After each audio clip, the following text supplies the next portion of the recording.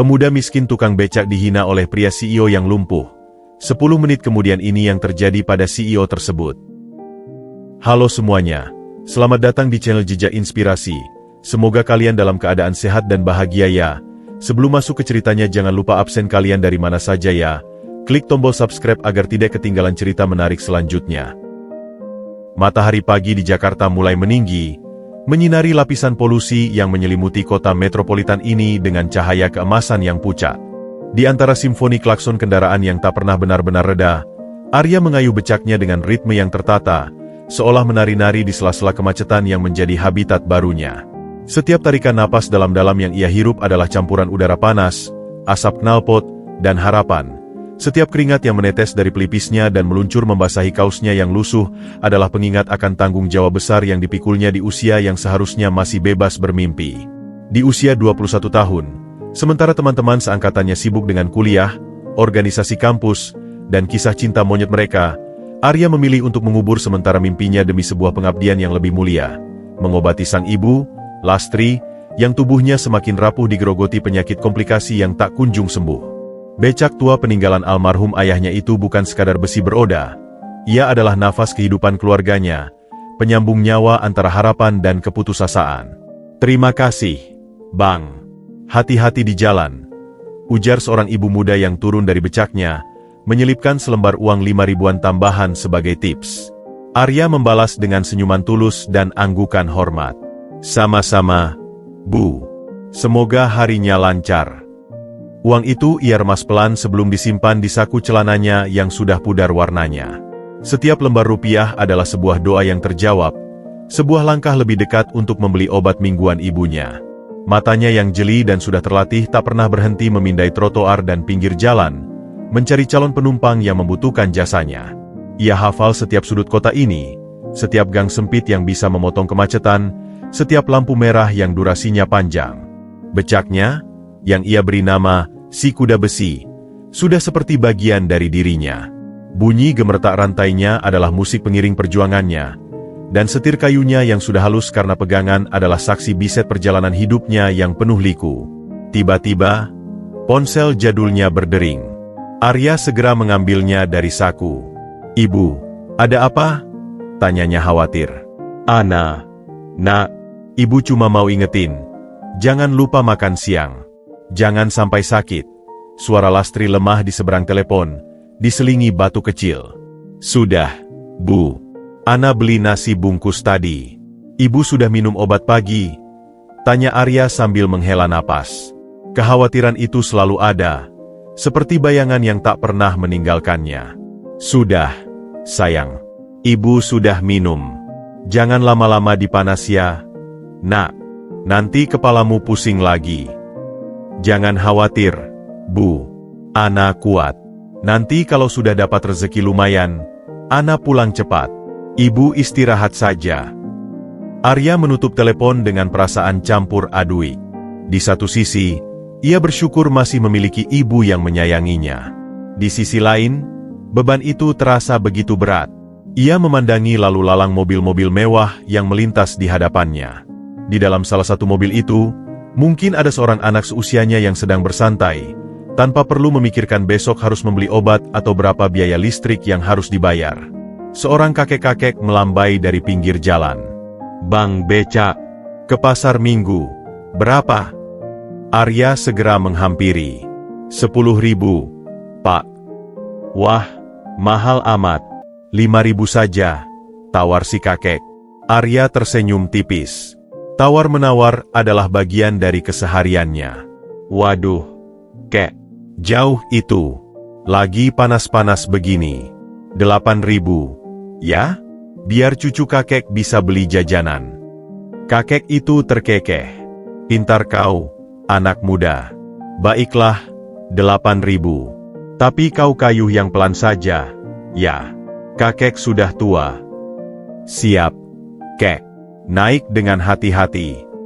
Arya membantu sang kakek naik ke jok becak dengan sabar. Saat ia mulai mengayuh lagi, meliuk di antara mobil-mobil, ia merasakan kepuasan batin yang sederhana. Ini hidupnya. Penuh ketidakpastian, tapi juga penuh kejutan kecil. Ia tidak tahu nasib apa yang menantinya di ujung hari, tetapi satu hal yang ia yakini, selama si kuda besi masih bisa berjalan, dan selama tangannya masih kuat mengayuh, harapan untuk melihat ibunya sehat kembali akan terus menyala di hatinya, seperti matahari pagi yang tak pernah berhenti terbit, mengusir kegelapan malam. Di dalam kokpit Mercedes-Benz hitam yang berkilau, Samsul Pratama duduk terpaku di kursi rodanya yang mewah. Kabin yang senyap dan ber-AC itu bagai sebuah ruang isolasi yang memisahkannya dari hiruk-pikuk kota di luar kaca jendela yang gelap. Tatapannya kosong, menembus lapisan kemacetan di jalanan Jakarta yang seolah tak pernah berakhir. 5 tahun. Sudah 5 tahun berlalu sejak kecelakaan maut itu merenggut lebih dari sekedar kemampuan berjalannya. Ia kehilangan rasa percaya, baik pada orang lain maupun pada takdir. Perusahaannya, Semesta Group, tetap berdiri kokoh bagai raksasa di antara gedung-gedung pencakar langit, tumbuh di bawah kendalinya yang dingin, tegas, dan tanpa ampun. Namun, kesuksesan materi itu hanyalah sebuah topeng mewah yang menutupi luka batinnya yang dalam dan tak kunjung sembuh. Pak Samsul, kita sudah dekat dengan gedung. Tapi macetnya parah sekali, lapor sopirnya, Joko, dengan suara hati-hati. Samsul tidak segera menanggapi. Matanya masih tertuju pada seorang pemuda di seberang jalan yang sedang membantu orang tuanya membuka warung kaki lima. Ada sesuatu dalam interaksi sederhana itu yang menusuk hatinya. Tidak apa-apa, Joko. Tunggu saja, jawabnya akhirnya. Suaranya datar dan tanpa emosi. Tapi meeting dengan direksi dari Singapura dimulai dalam 30 menit. Pak. Take and wait, sergah Samsul singkat, membuat Joko langsung terdiam. Di balik topeng CEO yang perkasa, tersimpan kenangan yang terus menghantuinya. Dulu, sebelum kecelakaan, ada Rudy, sahabat dan partnernya sendiri. Mereka membangun Semesta Group dari nol. Namun, ketika Samsul terbaring lemah di rumah sakit, Rudy dengan liciknya melakukan manuver korporat, menggelapkan dana besar-besaran, dan meninggalkannya begitu saja, meninggalkan Samsul yang hampir putus asa dan perusahaan yang nyaris kolaps. Pengkhianatan itu seperti racun yang merasuk ke dalam setiap relung jiwanya. Sejak saat itu, ia membangun tembok pertahanan yang kokoh di sekeliling hatinya. Setiap orang yang mendekat, ia anggap sebagai ancaman potensial. Dan mereka yang ia pandang berada di bawahnya, seperti para pekerja kasar di jalanan, ia lihat dengan sebelah mata, sebagai orang-orang yang tidak punya kemampuan dan hanya mengandalkan belas kasihan. Ponselnya bergetar. Ia melihat nama Bambang Wisnu di layar, chairman dari perusahaan mitra yang selalu berusaha mengambil alih semestanya. Samsul mematikan teleponnya. Semua orang hanya menginginkan sesuatu dariku, gumamnya sinis dalam hati. Mereka mendekat karena jabatan, karena uang, karena pengaruhku. Tidak ada yang tulus. Joko, panggilnya tiba-tiba. Iya, Pak Samsul. Apakah kau setia padaku, Joko? Tanya Samsul, dengan tatapan tajam yang menembus kaca spion. Joko terkejut, lalu menjawab dengan gugup. Tentu saja, Pak. Sudah 5 tahun saya mengemudi untuk Bapak. Loyalty is AMYTH, Joko, ucap Samsul dengan dingin. Orang hanya setia selama itu menguntungkan bagi mereka. Begitu ada tawaran yang lebih baik, mereka akan pergi. Seperti yang lainnya. Joko hanya bisa mengangguk pelan, tidak berani menyanggah. Ia sudah terbiasa dengan sikap sang bos yang seringkali sinis dan penuh curiga. Samsul memandang lagi keluar jendela. Seorang tukang ojek online melintas dengan cepat, terburu-buru mengantarkan pesanan. Lihat mereka, Joko, berlari-lari untuk recehan. Tidak punya visi, tidak punya ambisi. Hidup mereka begitu sederhana. Ada nada merendahkan dalam suaranya. Baginya, dunia hitam putih, yang kuat bertahan, yang lemah tersingkir. Dan ia memilih untuk menjadi yang paling kuat, dengan mengorbankan kemanusiaannya sendiri. Tiba-tiba, mobil mereka berhenti mendadak. Sebuah becak tua nyaris menabrak mereka dari samping. Damn it, kutuk Samsul. Matanya menyorot tajam pada sang tukang becak, seorang pemuda dengan kaos lusuh dan celana jeans pudar. Dasar becak. Tidak lihat jalan, gerutnya, meski sang pemuda tidak mungkin mendengarnya. Dalam diam, ia iri. Iri pada kebebasan yang dimiliki pemuda itu, meski ia miskin. Iri pada semangatnya yang masih membara, sesuatu yang sudah lama padam dalam dirinya. Tapi rasa iri itu dengan cepat berubah menjadi sikap arogan. Baginya, kemiskinan adalah pilihan, dan kelemahan adalah dosa. Ia tidak akan pernah mengakui bahwa di balik semua kekayaannya, ada seorang pria lumpuh yang lebih miskin secara batin daripada tukang becak yang baru saja nyaris ditabraknya. Bayang-bayang masa lalu Rudy terus membelenggunya, membuatnya menjadi versi terburuk dari dirinya sendiri, seorang CEO yang perkasa di atas kursi roda, tetapi seorang tawanan di dalam penjara pikirannya sendiri. Matahari tepat di atas kepala, menyengat tanpa ampun. Aspal jalan mengeluarkan hapan yang membuat udara di atasnya bergetar. Arya mengusap keringat di dahinya dengan lengan baju, meneguk sisa air dari botol plastik yang sudah keruh. Setelah mengantar si kakek tadi, ia memutuskan untuk mencari penumpang di sekitar kawasan bisnis Sudirman, tempat gedung-gedung menjulang bak katedral modern bagi para dewa kapital. Bang Becak, ke gedung Semesta Group, lewat pintu belakang. Berapa? Tanya seorang pria muda berkacamata, berdasi rapi, dan membawa tas laptop. Ia terlihat buru-buru, wajahnya memerah oleh terik dan tekanan deadline. Arya tersenyum, senang dapat penumpang. 10.000, Mas. Bisa kurang? Maaf, Mas, jalannya naik dan macet. 12.000, ya? Biar cukup buat beli minum, bujuk Arya dengan sopan. Sudah, 12.000. Tapi cepat, ya. Saya terlambat meeting. Arya mengangguk antusias. Ayo naik, Mas. Saya tahu jalur pintas. Dengan lincah, Arya mengayu becaknya, menyusuri jalur yang jarang dilalui kendaraan besar. Ia membawa penumpangnya melalui ganggang sempit di antara gedung, melewati tempat parkir motor, dan area pembuangan sampah sementara. Ini adalah keahliannya, memanfaatkan celah-celah kota yang tidak terlihat oleh mereka yang hanya melintas di jalan raya. Saat mereka mendekati pintu belakang gedung Semesta Group yang megah, mereka melihat sebuah kerumunan. Sebuah Mercedes-Benz hitam yang mengilap terparkir dengan posisi miring, kap mesinnya terbuka. Sopirnya, seorang pria bernama Joko, terlihat sangat panik, berbicara cepat di telepon sambil memandang mesin mobil yang mengeluarkan asap tipis. Dan di sana, di tengah kerumunan beberapa karyawan yang berusaha membantu, duduklah sang raja di atas singgasananya yang terpaksa, sebuah kursi roda listrik yang mewah. Wajah Pak Samsul berkerut dalam kemarahan dan frustrasi. Keringat dingin membasahi keningnya, bukan karena panas, tapi karena rasa malu dan tidak berdaya. Meeting penting dengan direksi Singapura sudah pasti tertunda. Ia merasa semua mata tertuju padanya. Si CEO perkasa yang ternyata tak berdaya karena sebuah mesin mogok. Call a replacement car. Now! Bentaknya pada Joko. Suaranya menggelegar penuh wibawa yang dipaksakan. Sudah, Pak. Tapi butuh waktu setidaknya 20 menit. Jawab Joko gemetar. Arya, yang hanya ingin melintas untuk mengantar penumpangnya, mencoba menerobos kerumunan dengan hati-hati. Permisi, Mas, permisi, mau lewat, katanya pelan. Tatapan Pak Samsul, yang sudah penuh dengan amarah, tertuju padanya. Seolah-olah, semua kekesalannya membutuhkan sebuah target untuk dilampiaskan. Dan di matanya, Arya dengan becaknya yang tua dan berdebu, adalah simbol sempurna dari segala hal yang salah di hari ini, penghambat, pengganggu, dan pengingat akan keterbatasannya. Yuh! Hardik Pak Samsul, suaranya memotong keriuhan. Semua orang terdiam. Becak kumal, pindah dari sana. Kau menghalangi jalan. Arya tertegun, senyumnya pudar. Saya hanya mau lewat, Pak. Ini jalan umum.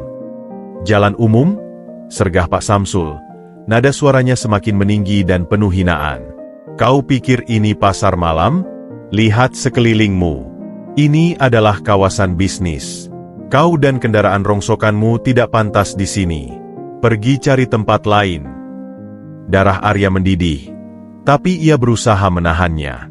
Penumpangnya yang berkacamata turun dengan cepat, melempar uang pada Arya dan bergegas masuk ke gedung tanpa melihat ke belakang. Arya merasa terpukul. Ia hanya menjalankan pekerjaannya. Maaf, Pak, saya tidak bermaksud. Arya mencoba lagi, suaranya tetap sopan. Diam, potong Pak Samsul dengan kasar. Matanya menyala-nyala. Orang miskin sepertimu hanya bisa mengandalkan belas kasihan dan mengganggu ketertiban. Kau lihat? Karena kau, mobil saya mogok terhalangi. Kau membawa sial. Kata-kata itu seperti pisau tajam yang menancap di dada Arya. Ia bukan tidak pernah dihina, tapi kali ini, di depan banyak orang, dengan begitu keji dan personal, rasanya berbeda. Rasanya seperti ia bukan manusia. Seorang manajer muda berdiri di dekatnya, Rendra namanya. Alih-alih membantu, ia malah menyeringai, menikmati pertunjukan penghinaan ini. Ia bahkan mendekat dan berbisik pada koleganya. Sudah kubilang, CEO kita tidak main-main. Bahkan tukang becak pun kena semprot. Pak Samsul melanjutkan amukannya, menunjuk-nunjuk becak Arya. Pergi dari sini. Jangan mengotori pandangan saya dengan kemiskinan dan ketidakmampuanmu. Cari belas kasihan orang di tempat lain. Arya memandang Pak Samsul untuk beberapa saat lama. Ia melihat bukan seorang CEO yang perkasa, melainkan seorang pria yang terjebak dalam rasa sakit dan kemarahannya sendiri. Ada sedih di balik mata Arya, sedih menyaksikan bagaimana seseorang bisa begitu kehilangan kemanusiaannya. Dengan menahan segala perasaan yang berkecamuk, Arya mengangguk pelan. Ia tidak berkata-kata lagi. Ia membalikkan becaknya, mendorongnya perlahan, menjauhi kerumunan, menjauhi tatapan orang-orang, menjauhi hinaan yang masih terngiang di telinganya. Setiap langkah menjauh terasa berat, bukan karena becaknya, tapi karena beban di hatinya. Terik matahari siang itu terasa lebih menyengat dari sebelumnya, membakar tidak hanya kulitnya, tapi juga harga dirinya yang tercabik-cabik. Ia meninggalkan tempat itu dengan luka yang dalam, sementara Pak Samsul, sang CEO, tetap terjebak dalam kursi rodanya, dikelilingi oleh orang-orang yang mungkin takut, tetapi tidak ada yang benar-benar menghormatinya. Arya mendorong becaknya dengan gerakan mekanis, seperti robot yang tenaganya hampir habis. Pikiran dan hatinya masih berkecamuk, terombang-ambing antara amarah yang tertahan dan luka yang dalam. Kata-kata Pak Samsul masih bergema di kepalanya. Setiap suku katanya seperti pukulan palu godam yang menghancurkan semangatnya. Orang miskin sepertimu, hanya bisa mengandalkan belas kasihan kau membawa sial. Ia mengayuh tanpa arah yang jelas, menjauhi kawasan bisnis yang membuatnya merasa seperti sampah yang tidak diinginkan. Untuk apa semua ini? Gumamnya dalam hati, suaranya parau oleh emosi yang tertahan. Ibu sakit, ayah sudah tiada, hidup susah, dan sekarang dihina seperti anjing di jalanan. Matanya berkaca-kaca, tetapi ia mengusapnya dengan kasar, menolak untuk menangis. Air mata, baginya, adalah kemewahan yang tidak bisa ia miliki. Ia harus kuat untuk Ibuni. Saat itu juga, seolah-olah langit turut berduka atas keadaannya. Gumpalan awan hitam mulai menutupi matahari yang tadi begitu kejam. Angin berhembus kencang, menerbangkan debu dan sampah plastik. Petir menggelegar di kejauhan, mengabarkan kedatangan sebuah badai. Orang-orang di jalan berhamburan mencari tempat berteduh. Arya segera mencari perlindungan di bawah sebuah jembatan penyeberangan. Ia mendorong becaknya ke tempat yang aman, lalu memandang keluar, menyaksikan butiran hujan besar mulai menghujam bumi, membasahi jalanan yang kering dan panas tadi.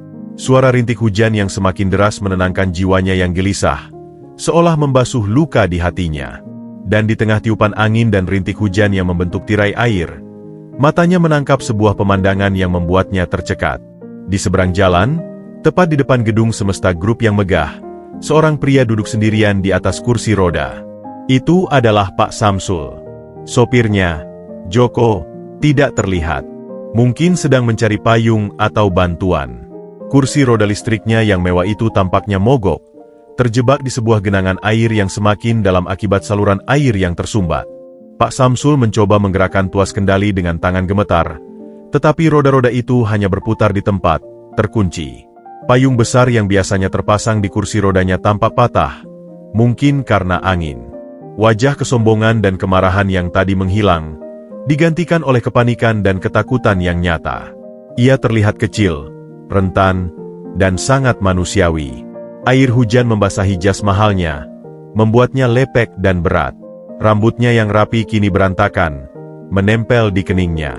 Ia mendongak, menatap langit yang mengguyurkan air tanpa ampun. Dan untuk sesaat, Arya melihat sesuatu yang mirip dengan keputusasaannya sendiri di mata pria itu. Hati Arya bergejolak. Sebuah suara di kepalanya, suara yang penuh luka, berbisik, "Biarkan saja. Biarkan dia merasakan sedikit ketidakberdayaan. Biarkan dia basah kuyup. Itu balasan yang adil untuk orang yang semena-mena seperti dia." Tapi suara lain, suara yang lebih dalam dan lebih tenang, suara yang dia warisi dari almarhum ayahnya, berbicara lebih keras. "Ana, nak, di dunia ini, kita diuji bukan oleh bagaimana orang memperlakukan kita, tapi oleh bagaimana kita memperlakukan orang lain. Jadilah manusia, meski mereka tidak memperlakukanmu seperti manusia." Arya memandangi Pak Samsul yang kini mencoba melindungi kepalanya dengan tangannya dari derasnya hujan. Ia melihat seorang manusia, bukan lagi seorang CEO. Ia melihat ketidakberdayaan, bukan kesombongan. Tapi, "Yah, dia menghina aku tadi." Batinnya membantah, masih terluka. Orang yang menyakiti biasanya adalah orang yang paling sakit hatinya. "Nak," seolah-olah suara ayahnya kembali terdengar. Dengan napas berat, Arya membuat keputusannya. Ia tidak bisa membiarkannya. Kemanusiaannya lebih besar daripada sakit hatinya. Dengan gerakan cepat, ia mendorong becaknya keluar dari bawah jembatan, menerobos tirai hujan yang lebat. Air segera membasahi tubuhnya hingga ke tulang, tetapi ia tidak peduli. Saat mendekat, ia bisa mendengar suara Pak Samsul yang berusaha memanggil-manggil sopirnya dengan suara lemah. "Joko! Joko!" Suara itu penuh keputusasaan. "Ayah, Ibu doakan Ana," bisik Arya dalam hati, sambil meneruskan langkahnya menuju pria yang terjebak itu, siap untuk mengulurkan tangan, meski tangan itu baru saja ditolak dan dihinakan. Keputusannya untuk menolong adalah kemenangan kecil kebaikan atas kejahatan, belas kasihan atas balas dendam. Dan di tengah hujan yang mengguyur Jakarta sore itu, sebuah pertobatan dan sebuah pengampunan akan segera lahir. Hujan masih mengguyur dengan derasnya, mengubah jalanan aspal menjadi sungai-sungai kecil yang berarus. Butiran air yang membasahi tubuh Arya terasa dingin, tetapi tekadnya membara hangat di dalam dada. Dengan tenaga yang terkumpul dari seluruh kekuatan hatinya, ia mendekati kursi roda mewah yang kini tampak seperti sebuah perahu kecil yang terdampar. Roda-rodanya yang canggih terkunci mati di dalam genangan air yang keruh, menyelimuti velg mengkilapnya dengan lumpur jalanan. "Ah, Pak Samsul," panggil Arya, suaranya harus berteriak sedikit untuk menembus gemuruh hujan. Kepala Pak Samsul yang tertunduk lesu mendongak dengan cepat. Matanya yang tadi penuh keputusasaan kini melebar, bercampur rasa terkejut, malu, dan sedikit rasa tidak percaya. Ia melihat sosok yang sama yang tadi dihinanya dengan begitu keji, si pemuda tukang becak dengan kaos basah yang melekat di tubuhnya, berdiri di tengah hujan seperti pahlawan yang datang dari dunia yang sama sekali asing baginya. "Kau?" gumam Pak Samsul, suaranya parau. Ia tidak bisa menyembunyikan rasa malunya. "Apa yang kau lakukan di sini?" "Biar saya bantu, Pak," ujar Arya, tidak menghiraukan pertanyaan itu. Tanpa menunggu jawaban, ia membungkuk. Tangannya yang kuat mencengkeram pegangan kursi roda. Otot-otot di lengan dan punggungnya menegang saat ia mendorong dengan sekuat tenaga. "Hos!" desisnya, bersusah payah melawan beban kursi roda dan genangan air yang menghambat. "Tidak perlu. Saya bisa," protes Pak Samsul. Tapi suaranya teredam oleh bunyi mesin becak Arya yang digas untuk membantu mendorong dari belakang. Rasanya seperti sebuah perlambang yang sempurna. Kendaraan tua dan sederhana itu justru menjadi penyelamat bagi kursi roda teknologinya yang mahal. Dengan usaha yang keras, akhirnya roda itu berhasil terbebas dari lubang. Arya mendorong kursi roda itu ke tempat yang lebih tinggi dan kering, di bawah atap sebuah warung yang sudah tutup. Napasnya terengah-engah, air hujan bercampur keringat membasahi seluruh tubuhnya. Tanpa basa-basi, ia membuka payung tuanya yang bertuliskan iklan obat kuat, satu-satunya pelindung yang ia miliki, dan menaikkannya, memberikannya seluruhnya kepada Pak Samsul, sementara dirinya sendiri tetap berdiri di bawah hujan. "Ambil ini, Pak. Badan Bapak bisa masuk angin," kata Arya, masih terengah. Pak Samsul memandangi payung usang itu, lalu menatap wajah Arya yang tulus. Ada sesuatu yang retak di dalam hatinya, sebuah tembok kokoh yang selama 5 tahun dibangunnya dengan susah payah. Rasa malu, haru, dan penyesalan yang begitu dalam membuat matanya berkaca-kaca. Air yang menetes di pipinya kali ini bukan lagi air hujan. "Kenapa?" bisiknya. Suaranya serak dan hampir tidak terdengar. Kenapa kau menolongku? Setelah perlakuan burukku tadi. Arya menyeka air dari wajahnya dengan tangan yang basah. Ia tersenyum, sebuah senyuman kecil yang penuh pengertian. Semua orang bisa saja punya hari yang buruk, Pak. Saya juga sering dapat masalah dengan penumpang. Yang penting sekarang Bapak baik-baik saja. Kata-kata sederhana itu seperti tamparan keras bagi Pak Samsul. Ia, seorang CEO yang selalu mengandalkan logika dan kecurigaan, tidak mengerti jenis kebaikan seperti ini. Kebaikan yang tidak mengharapkan imbalan. Kebaikan yang diberikan justru kepada orang yang menyakiti. Namamu siapa, nak? Tanyanya, suaranya lebih lembut. Arya, Pak. Arya. Ucap Pak Samsul, seperti mencoba mencerna makna di balik nama itu. Aku minta maaf, Arya. Maafkan orang tua sombong seperti aku. Kali ini, air matanya benar-benar menetes. Tadi, kata-kataku, itu tidak pantas. Aku hanya... Ia terhenti, tidak bisa melanjutkan. Arya mendekat sedikit, masih berdiri di bawah hujan. Tidak apa-apa, Pak Samsul. Saya sudah lupa. Jangan bilang begitu, bantah Pak Samsul, menggeleng kepala. Kau tidak harus melupakannya. Aku yang harus mengingatnya, sebagai pelajaran. Ia menarik napas dalam-dalam.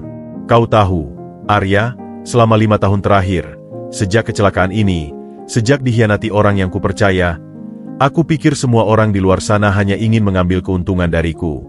Aku membenci mereka yang bisa berjalan dengan bebas, membenci mereka yang kulihat lemah. Karena sebenarnya, aku membenci kelemahanku sendiri. Arya hanya mendengarkan, diam. Ia memahami bahwa yang dibutuhkan pria ini sekarang adalah seorang pendengar. Aku pikir dengan uang dan kekuasaan, aku bisa mengendalikan segalanya. Tapi lihatlah aku sekarang, lanjut Pak Samsul dengan getir. Terkungkung di kursi ini, baik secara fisik maupun di dalam pikiran sendiri.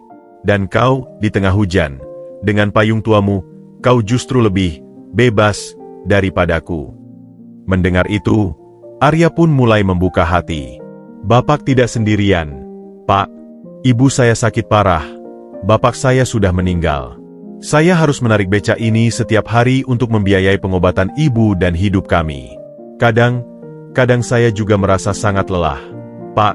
Tapi saya ingat pesan almarhum ayah, untuk selalu menjadi manusia yang baik, apapun yang terjadi. Percakapan mereka berlanjut di bawah atap warung yang sempit, diiringi derai hujan yang pelan mulai reda. Seorang CEO yang lumpuh dan seorang tukang becak miskin. Dua dunia yang berbeda, bertemu dalam titik yang sama.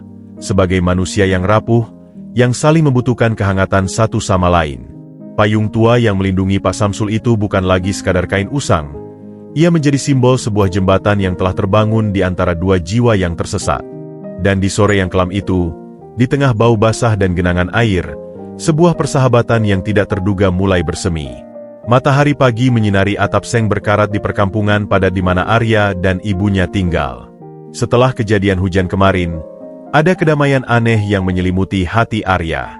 Meski tubuhnya lelah, jiwanya terasa lebih ringan.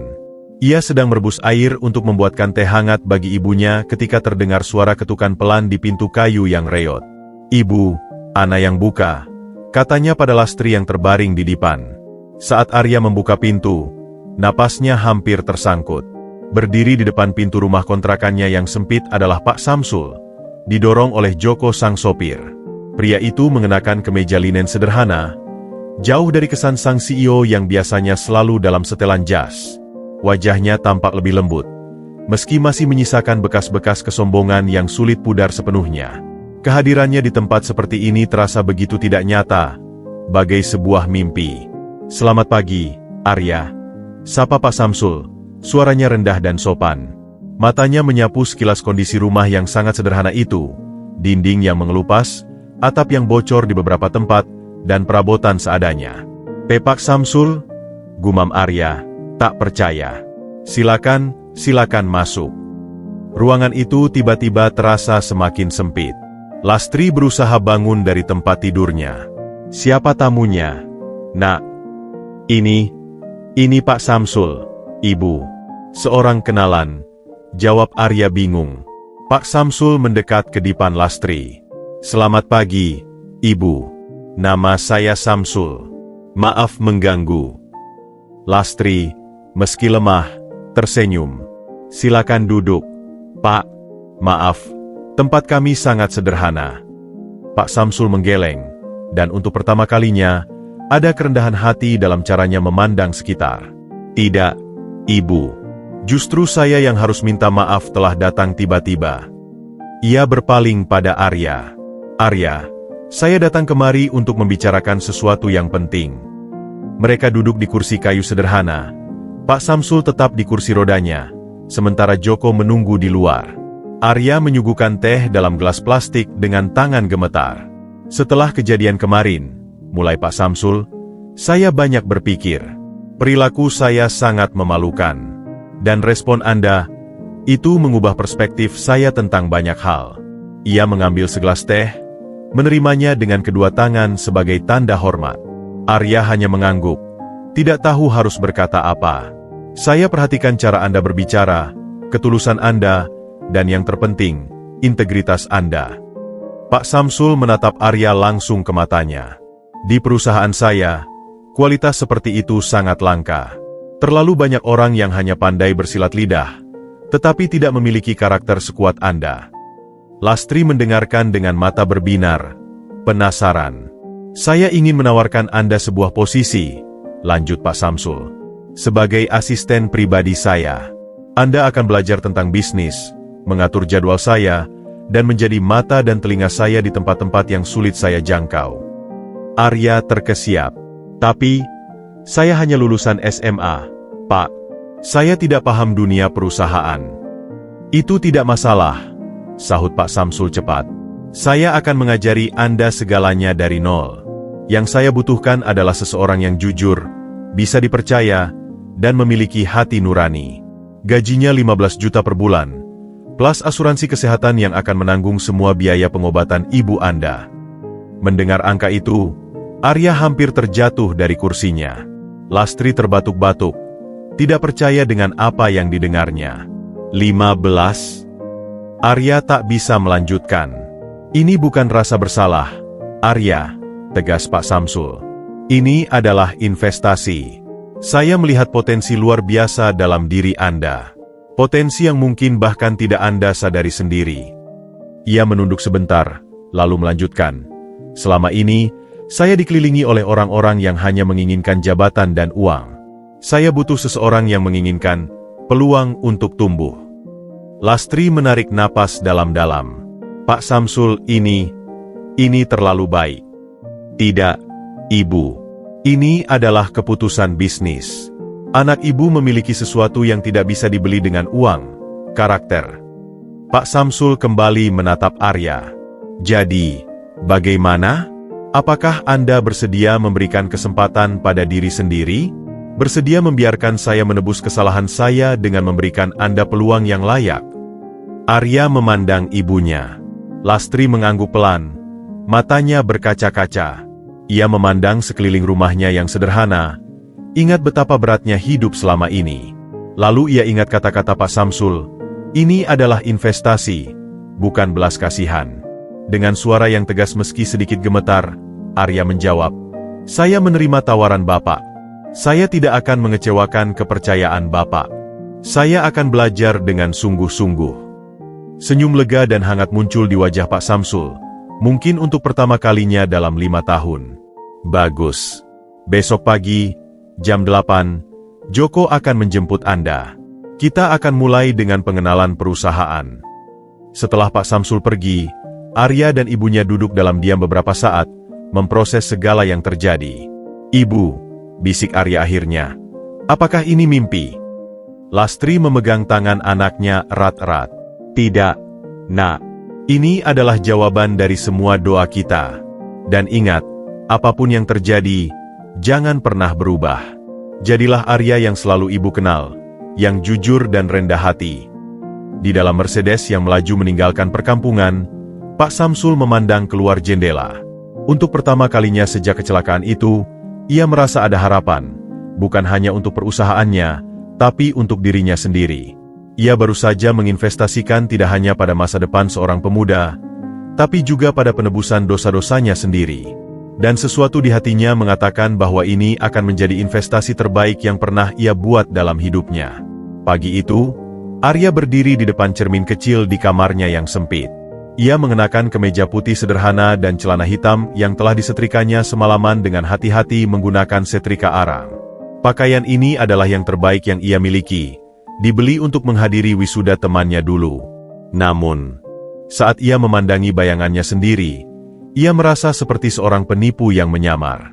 Kemeja itu terasa asing di kulitnya, yang lebih terbiasa dengan kaos oblong yang longgar dan penuh keringat. Tangannya, yang biasanya memegang setir becak dengan mantap, kini gemetar ringan. "Tenang, nak," bisik Lastri dari tempat tidurnya, seolah bisa merasakan kegelisahan anaknya. "Kau pantas berada di sana. Ingat, Pak Samsul memilihmu karena siapa dirimu, bukan karena penampilanmu." Arya menarik napas dalam-dalam. "Iya, Bu. Tapi, saya nervous sekali." "Itu wajar. Hal baru selalu menakutkan. Tapi ibu yakin, kau akan bisa melewatinya." Tepat pukul 7 pagi, seperti yang dijanjikan, Mercedes hitam Pak Samsul sudah menunggu di depan rumah mereka. Joko, sang sopir, tersenyum ramah saat membukakan pintu untuk Arya. "Selamat pagi, Mas Arya. Siap untuk hari pertama?" "Selamat pagi, Mas Joko. Saya berusaha siap," jawab Arya sambil masuk ke dalam mobil mewah itu. Ia duduk dengan kaku, takut mengotoki interior mobil yang berkilau. Aroma kulit dan parfum yang halus memenuhi kabin, sangat kontras dengan bau bensin dan aspal panas yang biasa ia hirup. Perjalanan menuju gedung Semesta Group terasa seperti melintasi dimensi yang berbeda. Mobil itu meluncur mulus, melewati jalanan yang sama yang biasanya ia tempuh dengan susah payah mengayuh becak. Saat mereka mendekati gedung pencakar langit yang megah itu, jantung Arya berdebar kencang. Gedung itu tampak begitu tinggi, menjulang angkuh, seolah mempertanyakan haknya untuk berada di sana. Joko mengantarnya sampai ke lobi. "Mas Arya, nanti Ibu Sari, sekretaris Pak Samsul, yang akan menjemput dan membimbingmu." Lobi gedung itu membuat Arya terpana. Marmer mengilap di mana-mana, langit-langit yang tinggi, dan seni modern menghiasi dinding. Para karyawan lalu lalang dengan pakaian yang rapih, berbicara dengan percaya diri sambil memegang ponsel atau laptop mahal. Saat ia berdiri di sana, merasa tersesat dan tidak pada tempatnya, ia menangkap tatapan aneh dari beberapa orang. Seorang wanita dengan gaun bisnis yang elegan meliriknya dari ujung kepala sampai ujung kaki, lalu berbisik pada rekan di sebelahnya. Seorang pria muda dengan dasi motif menyeringai sinis. "Jadi ini anak ajaib yang diangkat Pak Samsul dari jalanan," gumam pria itu, cukup keras sampai terdengar oleh Arya. Arya menunduk, mencoba mengabaikannya. Tapi rasanya seperti kembali menjadi anak kecil yang tersesat di tengah keramaian. Tiba-tiba, seorang wanita parubaya dengan kacamata dan wajah ramah mendekatinya. "Kamu pasti Arya, ya? Saya Sari, sekretaris Pak Samsul. Selamat datang di Semesta Group." Arya segera membungkuk hormat. "Selamat pagi, Ibu Sari." "Santai saja, Arya," kata Sari sambil tersenyum. "Ikut saya, ya. Saya akan mengantarmu ke kantor Pak Samsul dan menjelaskan tugas-tugasmu." Saat mereka berjalan menuju lift, tatapan-tatapan penasaran dan sinis terus mengikuti. Arya merasa seperti hewan langka di kebun binatang. Di lift, beberapa karyawan lainnya berdiri dengan menjaga jarak, seolah-olah statusnya sebagai mantan tukang becak bisa menular. "Jangan hiraukan mereka," bisik Sari saat mereka berjalan di koridor yang mewah. Di sini, beberapa orang terlalu sibuk mengurusi hidup orang lain. Mereka tiba di sebuah ruangan yang luas dengan jendela kaca dari lantai ke langit-langit. Di sanalah Pak Samsul bekerja, duduk di belakang meja besar dari kayu mahoni. Namun, sebelum mereka masuk, seorang pria muda dengan setelan jas yang tampak mahal menghadang. "Ini siapa, Bu Sari?" tanyanya dengan nada merendahkan. Ia adalah Rendra, manajer muda yang ambisius yang pernah menyaksikan penghinaan Pak Samsul terhadap Arya. "Ini Arya," Rendra, asisten baru Pak Samsul, jawab Sari dengan datar. Rendra mengangkat alis. Oh, jadi ini sang tukang becak yang jadi buah bibir itu. Ia memandang Arya dari kepala sampai kaki. Semoga kamu bisa bertahan. Dunia korporat ini sangat berbeda dengan menarik becak. Loh, butuh kecerdasan dan keahlian, bukan hanya tenaga kasar. Arya mengepalkan tangannya di samping badan, tapi berusaha tetap tenang. Saya siap belajar, Pak. Rendra mendengus. Kita lihat saja. Ia lalu berbalik dan masuk ruangan Pak Samsul tanpa mengetuk. Jangan pedulikan Rendra, kata Sari pada Arya. Dia merasa dialah yang seharusnya menjadi tangan kanan Pak Samsul. Dia cemburu. Saat mereka akhirnya masuk ruangan Pak Samsul, sang CEO sedang berbicara dengan Rendra. Wajahnya berubah menjadi hangat saat melihat Arya. Ah, Arya. Tepat waktu. Bagus. Pak Samsul kemudian memandang Rendra. Rendra, ini Arya. Mulai hari ini, dia akan menjadi asisten pribadi saya. Saya harap kamu dan yang lain bisa membantunya menyesuaikan diri. Rendra memaksakan senyum. Tentu saja, Pak Samsul. Selamat bergabung, Arya. Tapi matanya yang dingin mengatakan sebaliknya. Hari pertama Arya diisi dengan pengenalan yang membuat kepalanya pusing. Sari menjelaskan tentang sistem komputer, email, protokol perusahaan, dan jadwal Pak Samsul yang padat. Segala sesuatu terasa asing dan rumit. Saat ia mencoba mengetik di komputer, jarinya yang biasa mencengkeram setir becak terasa kaku. Saat ia harus menjawab telepon, suaranya gemetar. Di kantin, saat ia makan sendirian, ia mendengar bisikan-bisikan dari meja sebelah. Dengar-dengar, dia buta teknologi. Sari harus mengajarinya dari nol. Pak Samsul jadi tidak waras, ya? Mempekerjakan orang seperti itu. Apa karena kasihan? Ya. Setiap kata seperti jarum yang menusuk-nusuk hatinya. Ia memandangi nasi di piringnya, teringat betapa ia berdoa untuk mendapatkan kesempatan seperti ini. Tapi kini, saat kesempatan itu datang, rasanya seperti siksaan. Menjelang sore, saat ia hampir putus asa, Pak Samsul memanggilnya ke ruangan. Bagaimana hari pertamamu, Arya? Tanyanya, sambil memperhatikan wajah Arya yang lesu. Arya mencoba tersenyum. Banyak hal baru, Pak. Saya masih harus belajar banyak. Pak Samsul mengangguk pengertian. Saya tahu ini tidak mudah, tapi ingat, setiap ahli pun pernah menjadi pemula. Yang penting adalah kemauan untuk belajar. Ia berdiri dari kursi kerjanya, sebuah usaha yang masih sulit baginya, dan berjalan pelan dengan bantuan tongkat menuju jendela. Lihat kota di bawah sana, Arya.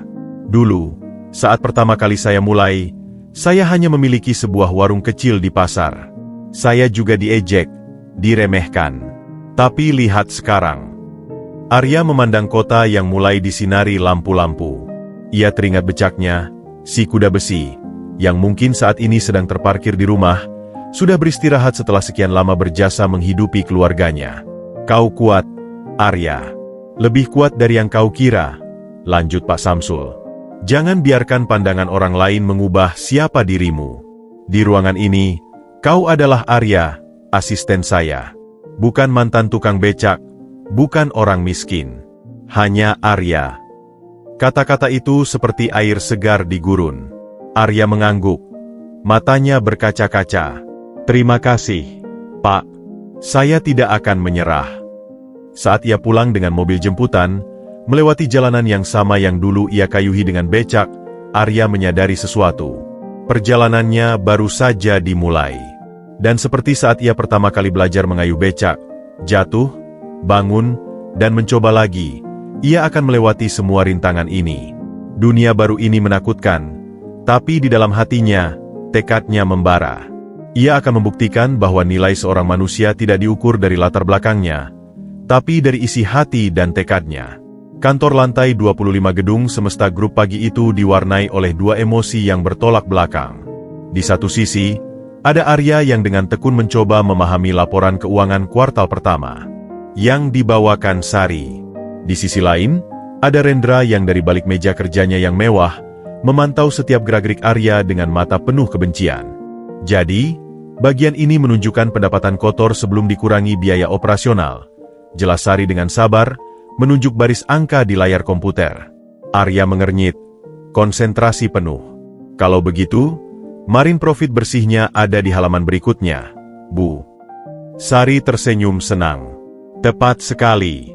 Kamu cepat sekali menangkapnya, Arya. Dari seberang ruang terbuka, Rendra mengamati interaksi itu dengan geram. Dia, yang lulusan EMBA dari universitas ternama, harus bekerja bertahun-tahun untuk bisa dekat dengan Pak Samsul. Tapi si tukang becak ini, hanya dalam hitungan hari sudah mendapat akses penuh ke data sensitif perusahaan. Manajer Rendra, ada apa? Wajahmu tampak muram, sapa Devina, staf marketing yang dikenal sebagai mata-mata Rendra. Rendra menyeringai. Lihatlah anak emas baru itu. Seperti anak ayam kehilangan induk, mengikuti Bu Sari kemana-mana. Devina ikut memandang sinis. Kata orang, kemarin dia tidak bisa mengoperasikan printer. Harus diajari 3 kali. Memalukan. Tapi Pak Samsul seperti kesurupan, desis Rendra. Tadi pagi saya lihat dia mengajak Arya makan breakfast meeting.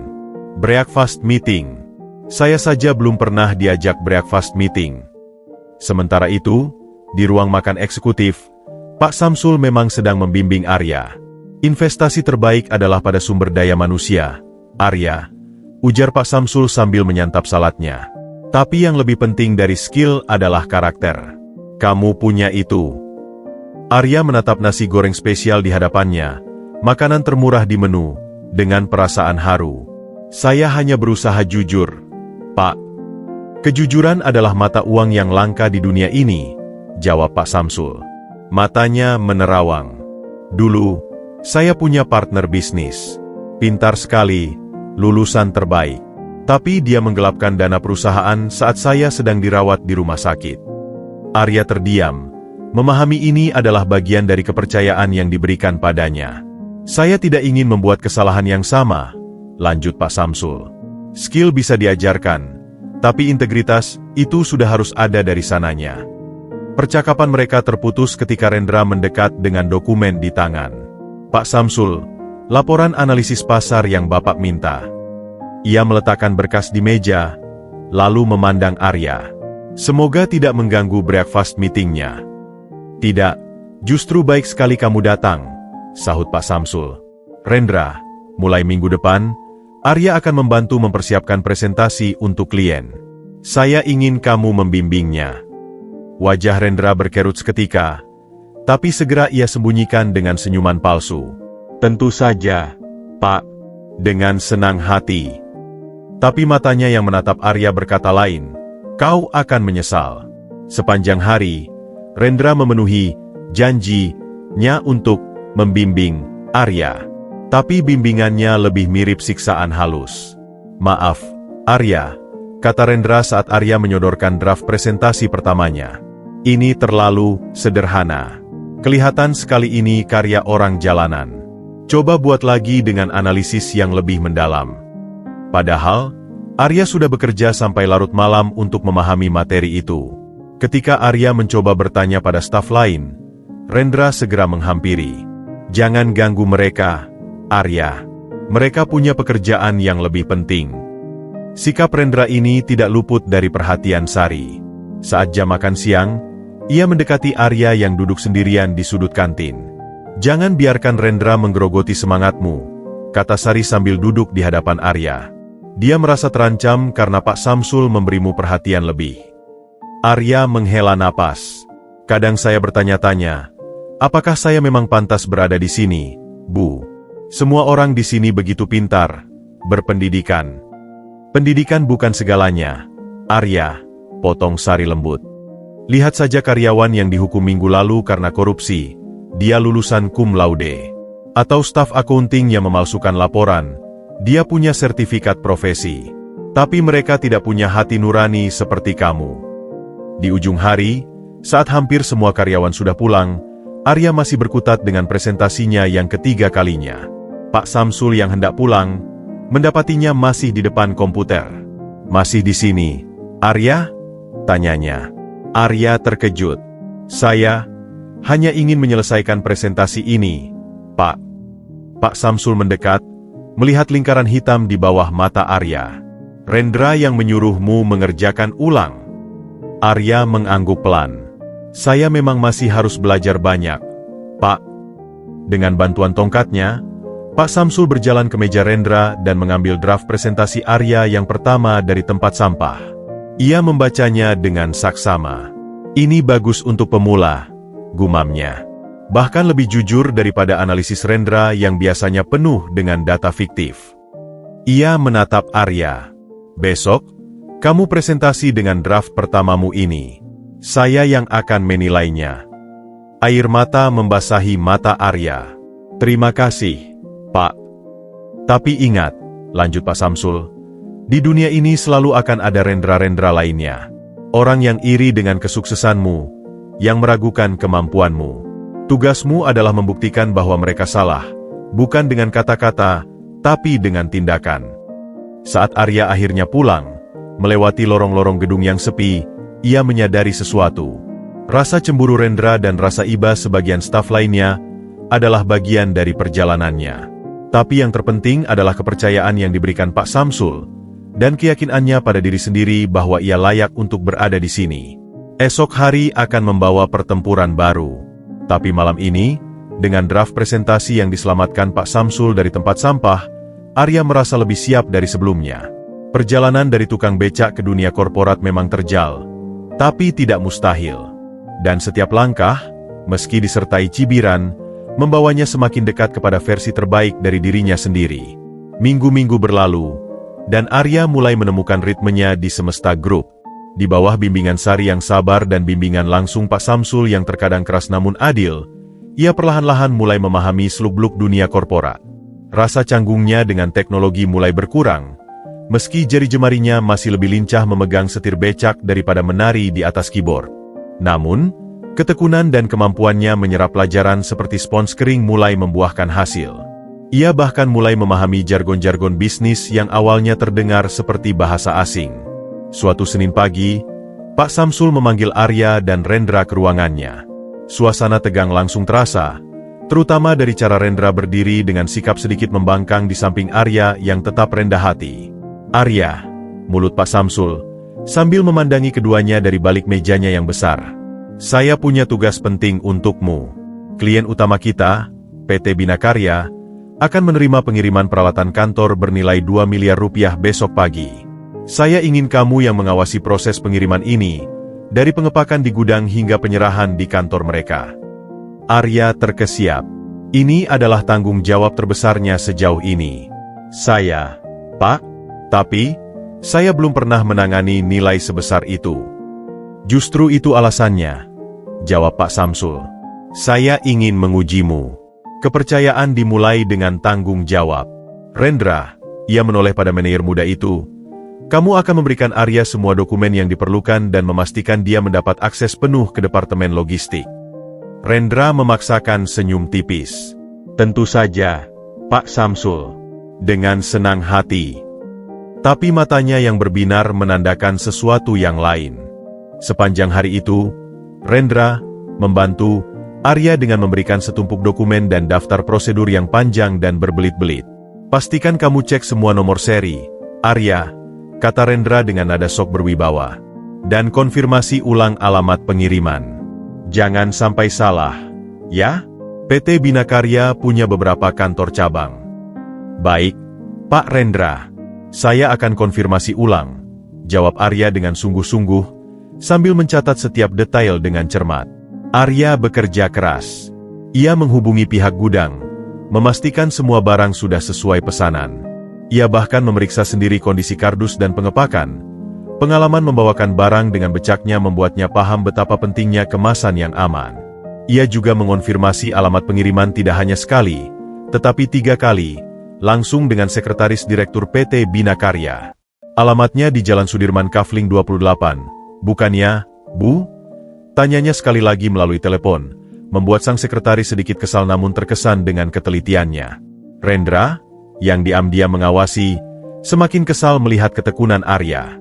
Ia tahu, jika Arya berhasil dalam tugas besar pertamanya, posisinya sebagai anak emas Pak Samsul akan semakin kuat. Saat Arya lengah pergi ke toilet, Rendra mengambil kesempatan. Dengan cepat, ia membuka komputer Arya dan mengakses dokumen pesanan pengiriman. Tangannya yang terampil mengetik dengan cepat, mengubah satu digit angka pada kode pos alamat pengiriman. Dari 12.950 menjadi 12.960. Sebuah kesalahan kecil yang akan membawa truk pengiriman ke kawasan industri yang berbeda, berjarak puluhan kilometer dari tujuan sebenarnya. Semoga kamu senang tersesat, tukang becak. Gumam Rendra sinis sebelum meninggalkan meja Arya dengan cepat. Keesokan harinya, segala sesuatu tampak berjalan mulus. Arya tiba di gudang sebelum matahari terbit, memastikan proses pemuatan berjalan lancar. Ia memberikan dokumen pengiriman yang ia kira sudah benar kepada supir truk. Hati-hati di jalan, Pak Budi, pesan Arya pada supir tua yang sudah berpengalaman itu. Tenang saja, Mas Arya.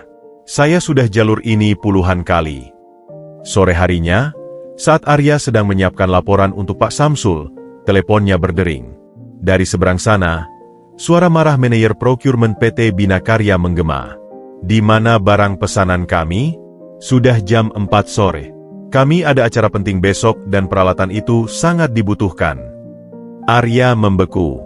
Bapak, maaf. Truk kami berangkat pagi tadi. Seharusnya sudah sampai. Biar saya cek dengan supirnya. Dengan tangan gemetar, ia menelepon Pak Budi. Mas Arya, ini alamatnya benar, ya? Jalan Industri Raya?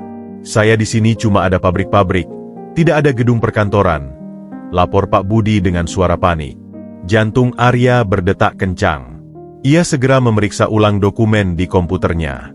Dan di sanalah, kesalahan fatal itu, kode pos yang salah. Ia yakin betul sudah memeriksa berulang kali dan semuanya benar.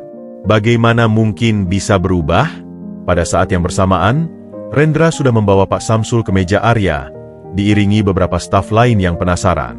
Ada masalah, Pak Samsul, lapor Rendra dengan nada prihatin. Sepertinya pengiriman untuk PT Bina Karya tersesat. Dan ini adalah proyek pertama Arya. Semua mata tertuju pada Arya yang wajahnya pucat pasi. Saya tidak mengerti, Pak, bisik Arya, hampir tak bersuara. Saya sudah konfirmasi alamatnya berkali-kali. Saya yakin saya tidak salah ketik. Biasanya orang yang salah selalu bilang tidak salah, sergah Rendra. Saya sudah bilang, merekrut orang dari jalanan hanya akan membawa masalah. Ini buktinya. Perusahaan bisa kehilangan klien penting karena kelalaian satu orang. Pak Samsul memandang Arya dengan tatapan yang dalam, mencoba membaca apa yang terjadi. Ia melihat bukan wajah seorang penipu, tapi wajah kebingungan dan kepolosan yang terluka. Apakah ada orang lain yang memiliki akses ke komputermu, Arya? Tanyanya dengan tenang. Arya menggeleng, tapi kemudian teringat. Saya sempat ke toilet siang tadi, tapi saya yakin tidak meninggalkan dokumen ini terbuka. Ia tidak berani menuduh, tapi kecurigaannya mulai tertuju pada Rendra yang berdiri dengan senyum tipis. Yang penting sekarang adalah menyelamatkan situasi, kata Pak Samsul dengan tegas. Arya, kamu telepon supir truk, beri arahan yang benar. Rendra, kamu hubungi PT Bina Karya, minta maaf dan pastikan mereka kami ganti rugi biaya keterlambatan apapun. Rendra mengangguk, tapi tidak segera bergerak. Tapi Pak Samsul, tentang Arya? Kita akan bicara tentang itu nanti, potong Pak Samsul. Sekarang, selamatkan perusahaan. Arya, dengan perasaan hancur dan bingung, menjalankan perintah. Ia berhasil mengarahkan Pak Budi ke alamat yang benar, meski pengiriman terlambat hampir 4 jam. Klien marah, tapi setidaknya barang sampai. Menjelang pulang, Arya duduk sendirian di mejanya, menatap layar komputer yang seolah-olah telah mengkhianatinya. Rasanya seperti mimpi buruk. Usahanya selama ini, kerja kerasnya, seolah-olah pupus oleh satu kesalahan, yang ia yakin bukan dilakukannya. Sari mendekatinya, meletakkan tangan di pundaknya. Tenang, Arya. Kesalahan terjadi. Yang penting bagaimana kita memperbaikinya. Tapi kata-kata penghiburan itu tidak cukup. Arya merasa ia telah mengecewakan satu-satunya orang yang memberinya kesempatan. Ujian pertamanya berakhir dengan kegagalan, dan yang paling menyakitkan, ia tidak tahu bagaimana itu bisa terjadi. Di balik kegagalan itu, ada sebuah konspirasi yang baru akan terungkap kemudian, sebuah permainan kotor yang akan menguji tidak hanya kemampuan Arya, tapi juga loyalitas dan integritasnya yang sejati. Malam itu, Arya adalah karyawan terakhir yang meninggalkan kantor. Rasanya seperti beban 1 ton menindih pundaknya. Kegagalan dalam tugas besarnya yang pertama terasa begitu pahit, terutama karena ia yakin telah melakukan segalanya dengan benar. Ia duduk di bangku halte bus, tidak berdaya, memandangi lampu-lampu kota yang seolah mengejeknya. Di saat-saat seperti ini, godaan untuk kembali menarik becak, kehidupan yang sederhana namun ia kuasai, terasa begitu kuat. Sementara itu, di sebuah bar mewah di kawasan SCBD, Rendra bersulang dengan seorang pria berpenampilan necis. "Untuk kesuksesan kita, Bima," kata Rendra, meneguk anggur merahnya. Bima, saingan bisnis Pak Samsul yang juga mantan partner yang mengkhianatinya dulu, tersenyum sinis. "Jadi rencanamu berhasil? Si anak ajaib itu terjebak."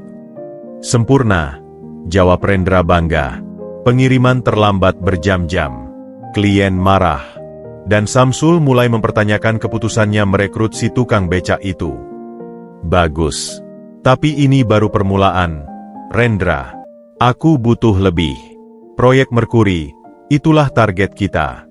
Jika kita bisa mendapatkan data tender itu, perusahaanku akan memenangkannya, dan Semesta Group akan kehilangan kontrak terbesarnya tahun ini." Rendra mengangguk. Matanya berbinar serakah. Samsul sudah mempercayakan akses data lengkap kepada Arya. Bodoh sekali.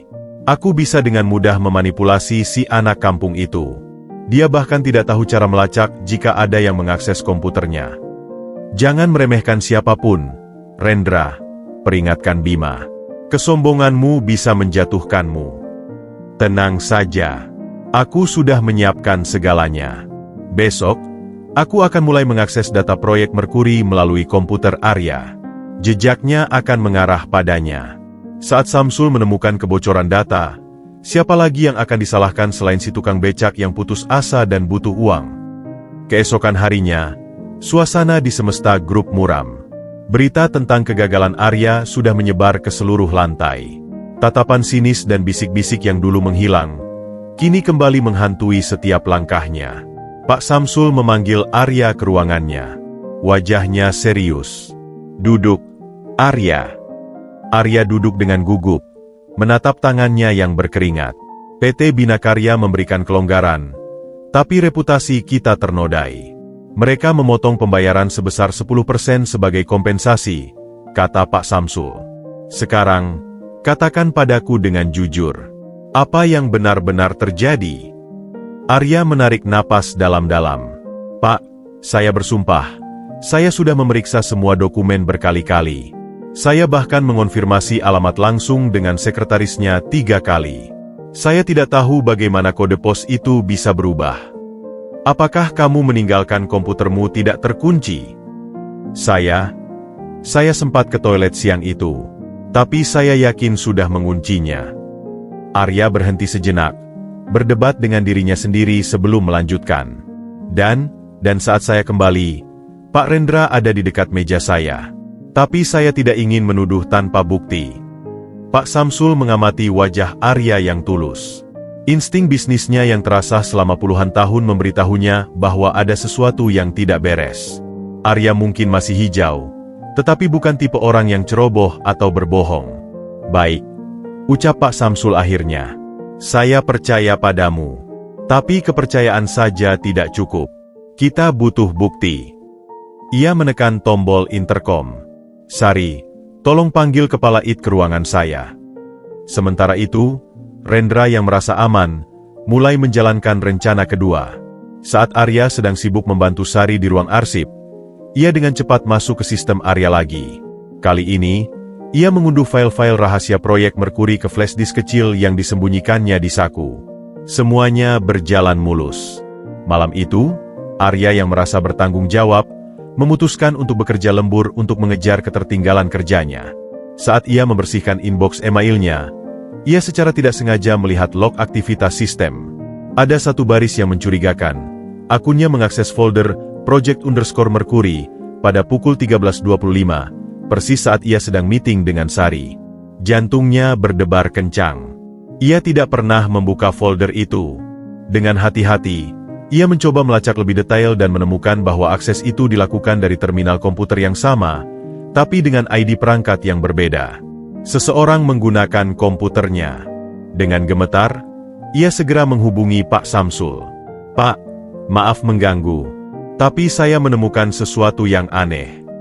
Pak Samsul, yang masih berada di kantor, memintanya datang ke ruangan. Dengan detail, Arya menunjukkan temuan itu. "Ini membuktikan bahwa ada yang menggunakan komputermu tanpa sepengetahuanmu," gumam Pak Samsul, wajahnya berkerut. "Tapi siapa?" "Saya tidak tahu, Pak. Tapi, ada satu hal lagi." Arya memberanikan diri. "Tadi sore, saat saya akan pulang, saya melihat Pak Rendra berjalan keluar dengan tergesa-gesa. Dan, saya pikir saya melihat dia menyimpan sesuatu yang kecil dan hitam di sakunya. Seperti flash disk. Itu adalah petunjuk yang dibutuhkan Pak Samsul. Besok, kita akan memasang kamera pengintai kecil di mejamu. Dan Kepala IT akan mengatur jebakan di sistem. Siapapun yang mengakses file Mercury lagi akan meninggalkan jejak digital yang tidak bisa dihapus." Keesokan harinya, Rendra yang tidak tahu bahwa dirinya sudah dicurigai, kembali beraksi. Saat Arya dipanggil oleh Pak Samsul, ia dengan cepat masuk ke sistem lagi untuk mengunduh file terakhir yang dibutuhkan Bima. Tapi kali ini, tanpa sepengetahuannya, setiap klik dan ketikannya terekam, dan sebuah program pelacak diam-diam terpasang di flash disknya. Sore itu, di ruang rapat tertutup, Pak Samsul, Arya, Kepala IT, dan Sari berkumpul. Di layar monitor, mereka menyaksikan rekaman Rendra yang dengan leluasa mengakses komputer Arya dan mengunduh data rahasia. "Jadi benar," bisik Pak Samsul, wajahnya pucat. Pengkhianatan itu datang lagi, dan kali ini dari orang yang ia percayai. Rendra. Arya merasa campur aduk, lega karena namanya sudah dibersihkan, tapi juga sedih melihat betapa dalamnya kebencian Rendra padanya. "Yang harus kita lakukan sekarang adalah menunggu," kata Kepala IT. "Pelacak akan memberitahu kita kapan dia mentransfer data ke pihak luar." Malam itu, saat Rendra bertemu Bima di tempat parkir sebuah mall, polisi yang sudah disiapkan menangkap mereka merah tangan saat flash disk sedang diserahkan. Konspirasi itu akhirnya terungkap. Bukan karena kecurigaan buta, tapi karena ketekunan Arya dan kemauannya untuk mencari kebenaran. Di balik layar, pertarungan antara kejujuran dan kelicikan dimenangkan oleh mereka yang memiliki integritas. Dan bagi Arya, ini adalah pelajaran berharga. Dunia korporat penuh dengan jebakan, dan satu-satunya cara untuk bertahan adalah tetap menjadi dirinya sendiri, jujur, waspada, dan pantang menyerah. Kantor Semesta Group sudah sepi. Hanya tersisa lampu-lampu darurat yang menerangi lorong-lorong kosong. Di ruang rapat utama, 4 orang duduk mengelilingi meja besar. Pak Samsul di kursi rodanya, Arya yang masih terlihat pucat, Sari dengan ekspresi serius, dan Pak Handoko, Kepala Departemen IT yang wajahnya penuh keprihatinan. Di antara mereka, sebuah laptop memutar rekaman kejadian yang baru berlangsung beberapa jam sebelumnya. Layar menunjukkan rekaman tersembunyi dari kamera kecil yang dipasang di dekat meja Arya. Dengan jelas terlihat Rendra mendekati komputer Arya saat ruangan kosong. Tangannya bergerak lincah di keyboard. Wajahnya tampak tenang namun matanya berbinar-binar. Beberapa klik mouse, kemudian ia memasukkan flash disk dan mulai mengunduh file. "Lihat," kata Pak Handoko sambil menjeda video. Dia bahkan tidak melihat sekeliling. Sangat percaya diri. Seolah ini adalah haknya. Arya menarik napas dalam-dalam. "Jadi, selama ini dia yang mengubah kode pos pengiriman itu?" "Tidak diragukan lagi," jawab Pak Samsul dengan suara berat. Matanya tertuju pada layar, tapi pikirannya melayang ke masa lalu. Pola yang sama, persis seperti Rudi dulu. Ia memutar kursi rodanya untuk menghadap jendela, memandang gemerlap lampu kota di bawah. Mereka datang dengan senyuman, bekerja dengan rajin, mendapatkan kepercayaan, lalu menusuk dari belakang saat kita paling lengah. Sari menggeleng-gelengkan kepala. "Tapi kenapa, Pak?" Rendra sudah punya segalanya di sini.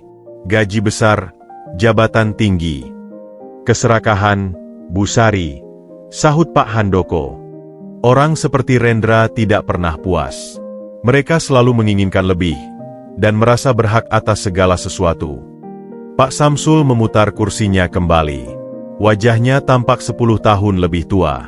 Yang paling menyakitkan bukanlah pengkhianatannya, tapi betapa mudahnya aku tertipu lagi. Setelah Rudi, aku berjanji tidak akan percaya pada siapapun. Tapi, ia menatap Arya. Tapi justru saat aku mulai membuka hati lagi, saat aku menemukan seseorang yang jujur dan setia, pengkhianatan itu datang dari arah yang tidak kuduga. Arya merasa harus mengatakan sesuatu. Pak Samsul, ini bukan salah Bapak. Orang yang jahat akan selalu menemukan cara. Tapi orang bijak seharusnya belajar dari kesalahan. Nak, jawab Pak Samsul getir. Aku terlalu sibuk mengajari kamu tentang bisnis, sampai lupa mengingatkanmu tentang bahaya yang mengintai di balik senyuman rekan kerja. Pak Handoko memutar video lanjutannya, menunjukkan Rendra mengunduh file-file rahasia proyek Merkuri. Yang mengkhawatirkan, dia sudah mengakses data tender kita. Jika ini bocor ke kompetitor, kita bisa kehilangan proyek senilai hampir 1 triliun. Apakah kita harus memutuskan aksesnya sekarang? Tanya Sari. Tidak, jawab Pak Samsul tegas. Biarkan dia terus mengakses. Kita perlu bukti yang tidak terbantahkan. Handoko, apakah pelacak di flash disknya sudah aktif? Sudah, Pak. Setiap kali dia colokan ke komputer manapun, kita akan dapat notifikasi.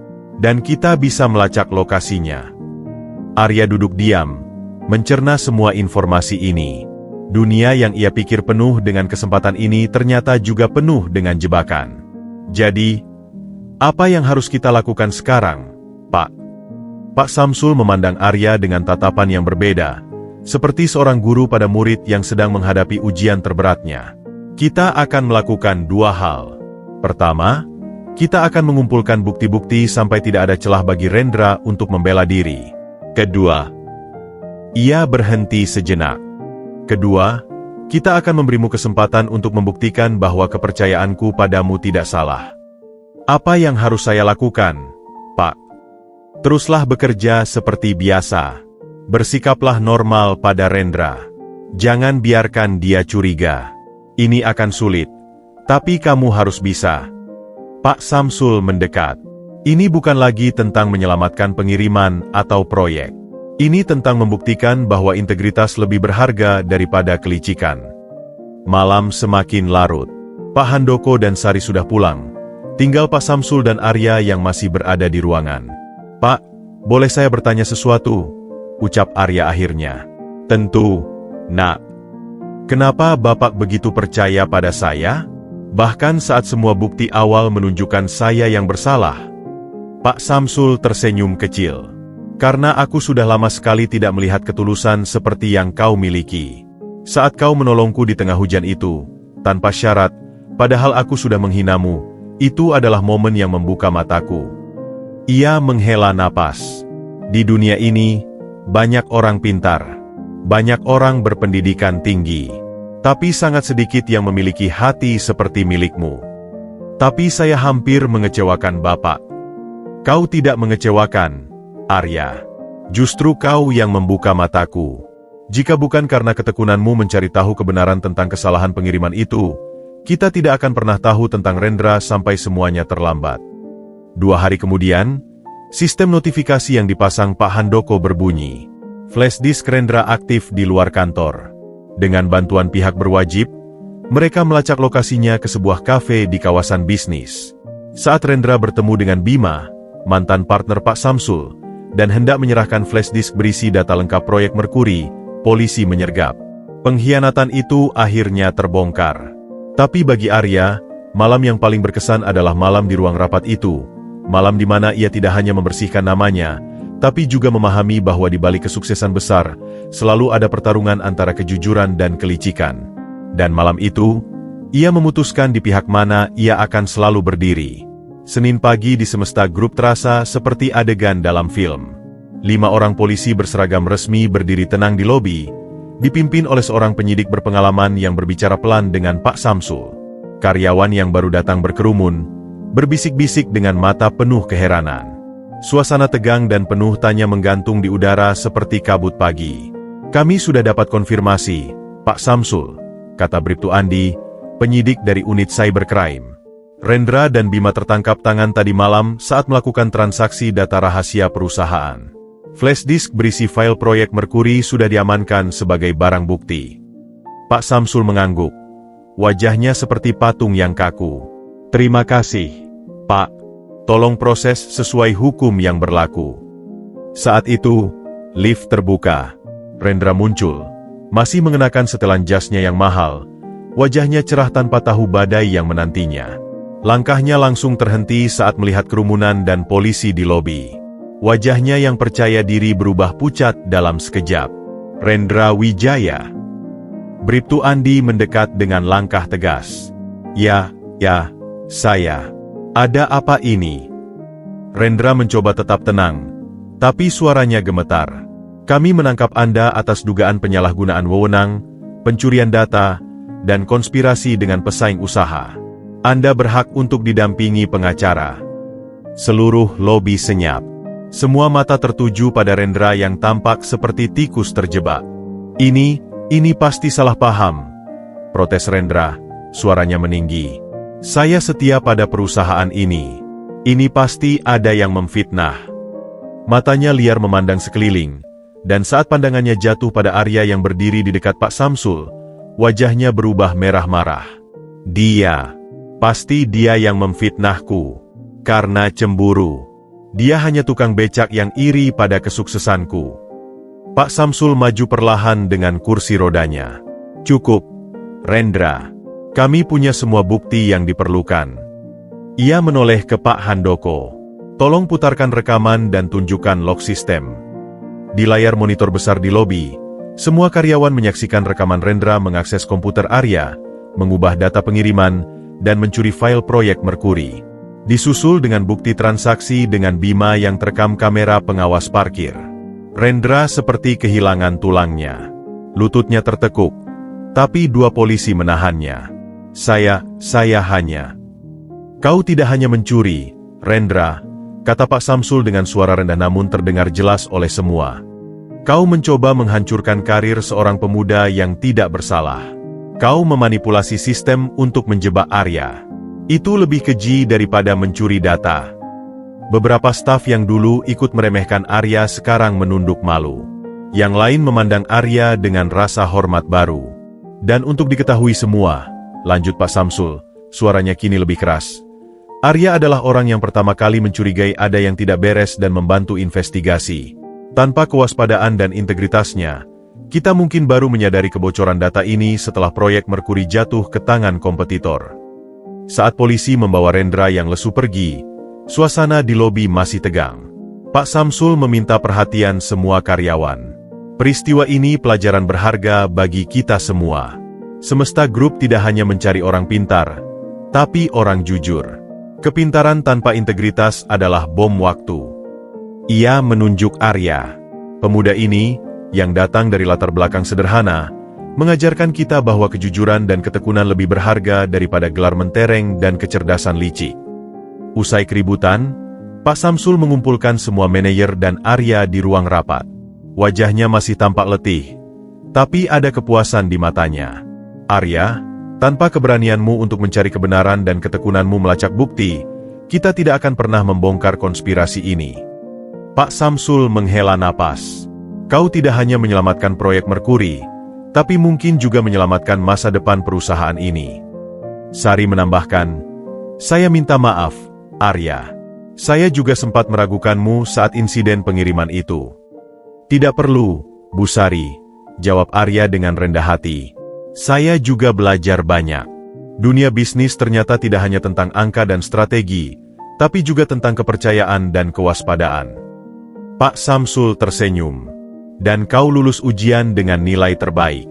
Mulai hari ini, saya percayakan posisi koordinator proyek khusus padamu. Kau akan menangani proyek Merkuri di bawah pengawasanku langsung."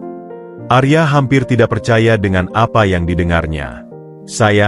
Terima kasih, Pak Samsul. Saya tidak akan mengecewakan kepercayaan Bapak. Sore itu, saat Arya pulang, suasana di kantor sudah berubah total. Tatapan sinis berubah menjadi anggukan hormat. Bisik-bisik miring berubah menjadi salam ramah. Seorang office boy bahkan membukakan pintu untuknya. Tapi yang paling berkesan adalah saat ia melewati lobi, seorang manajer senior yang dulu selalu mengabaikannya, mendekat dan berkata, "Selamat, Arya. Kau membuktikan pada kita semua bahwa karakter tidak bisa dinilai dari latar belakang." Di dalam mobil jemputan, Arya memandang kota yang mulai disinari lampu sore. Ia teringat kata-kata Pak Samsul, "Kepintaran tanpa integritas adalah bom waktu." Hari ini, sebuah bom waktu telah dinetralisir. Dan ia bersyukur bisa menjadi bagian dari proses itu.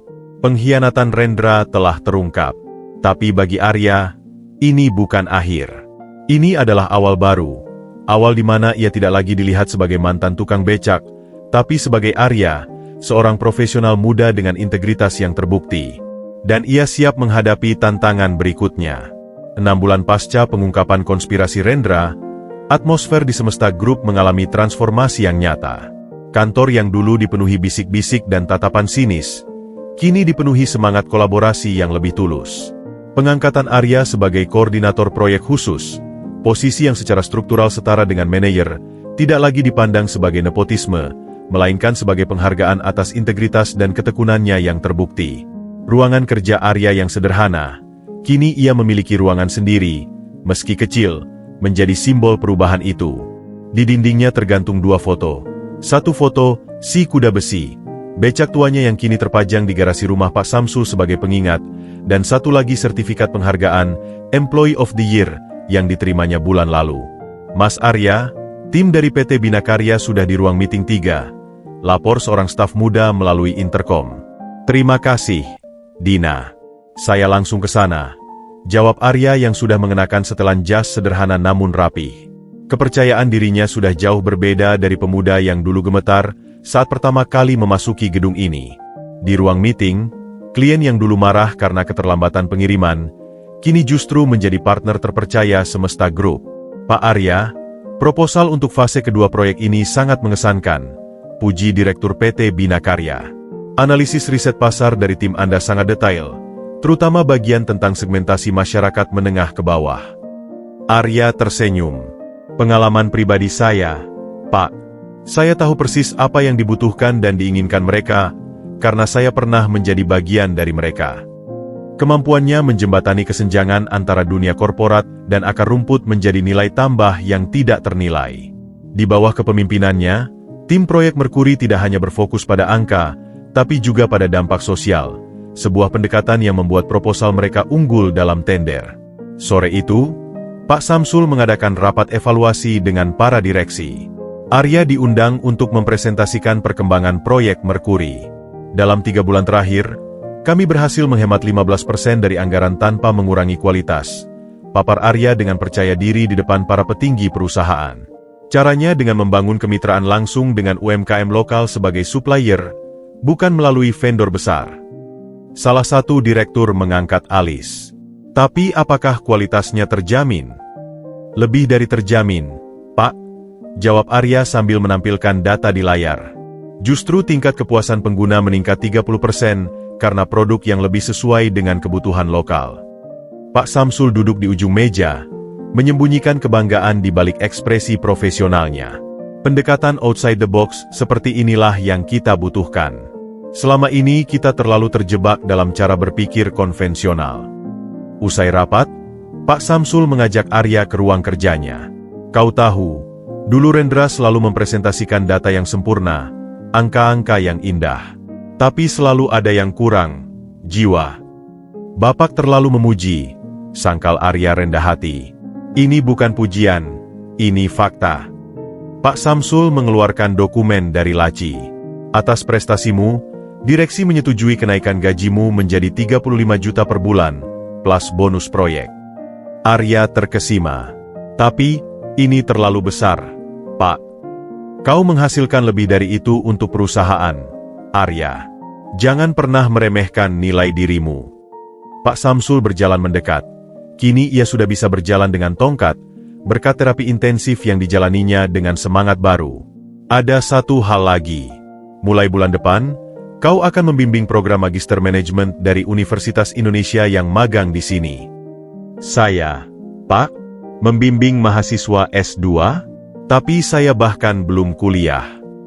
Justru itu nilainya. Kau punya pengetahuan praktis yang tidak mereka dapatkan di bangku kuliah. Kau akan mengajar mereka tentang realitas bisnis yang sesungguhnya. Perubahan tidak hanya terjadi pada Arya. Semesta Group sendiri mengalami transformasi budaya perusahaan.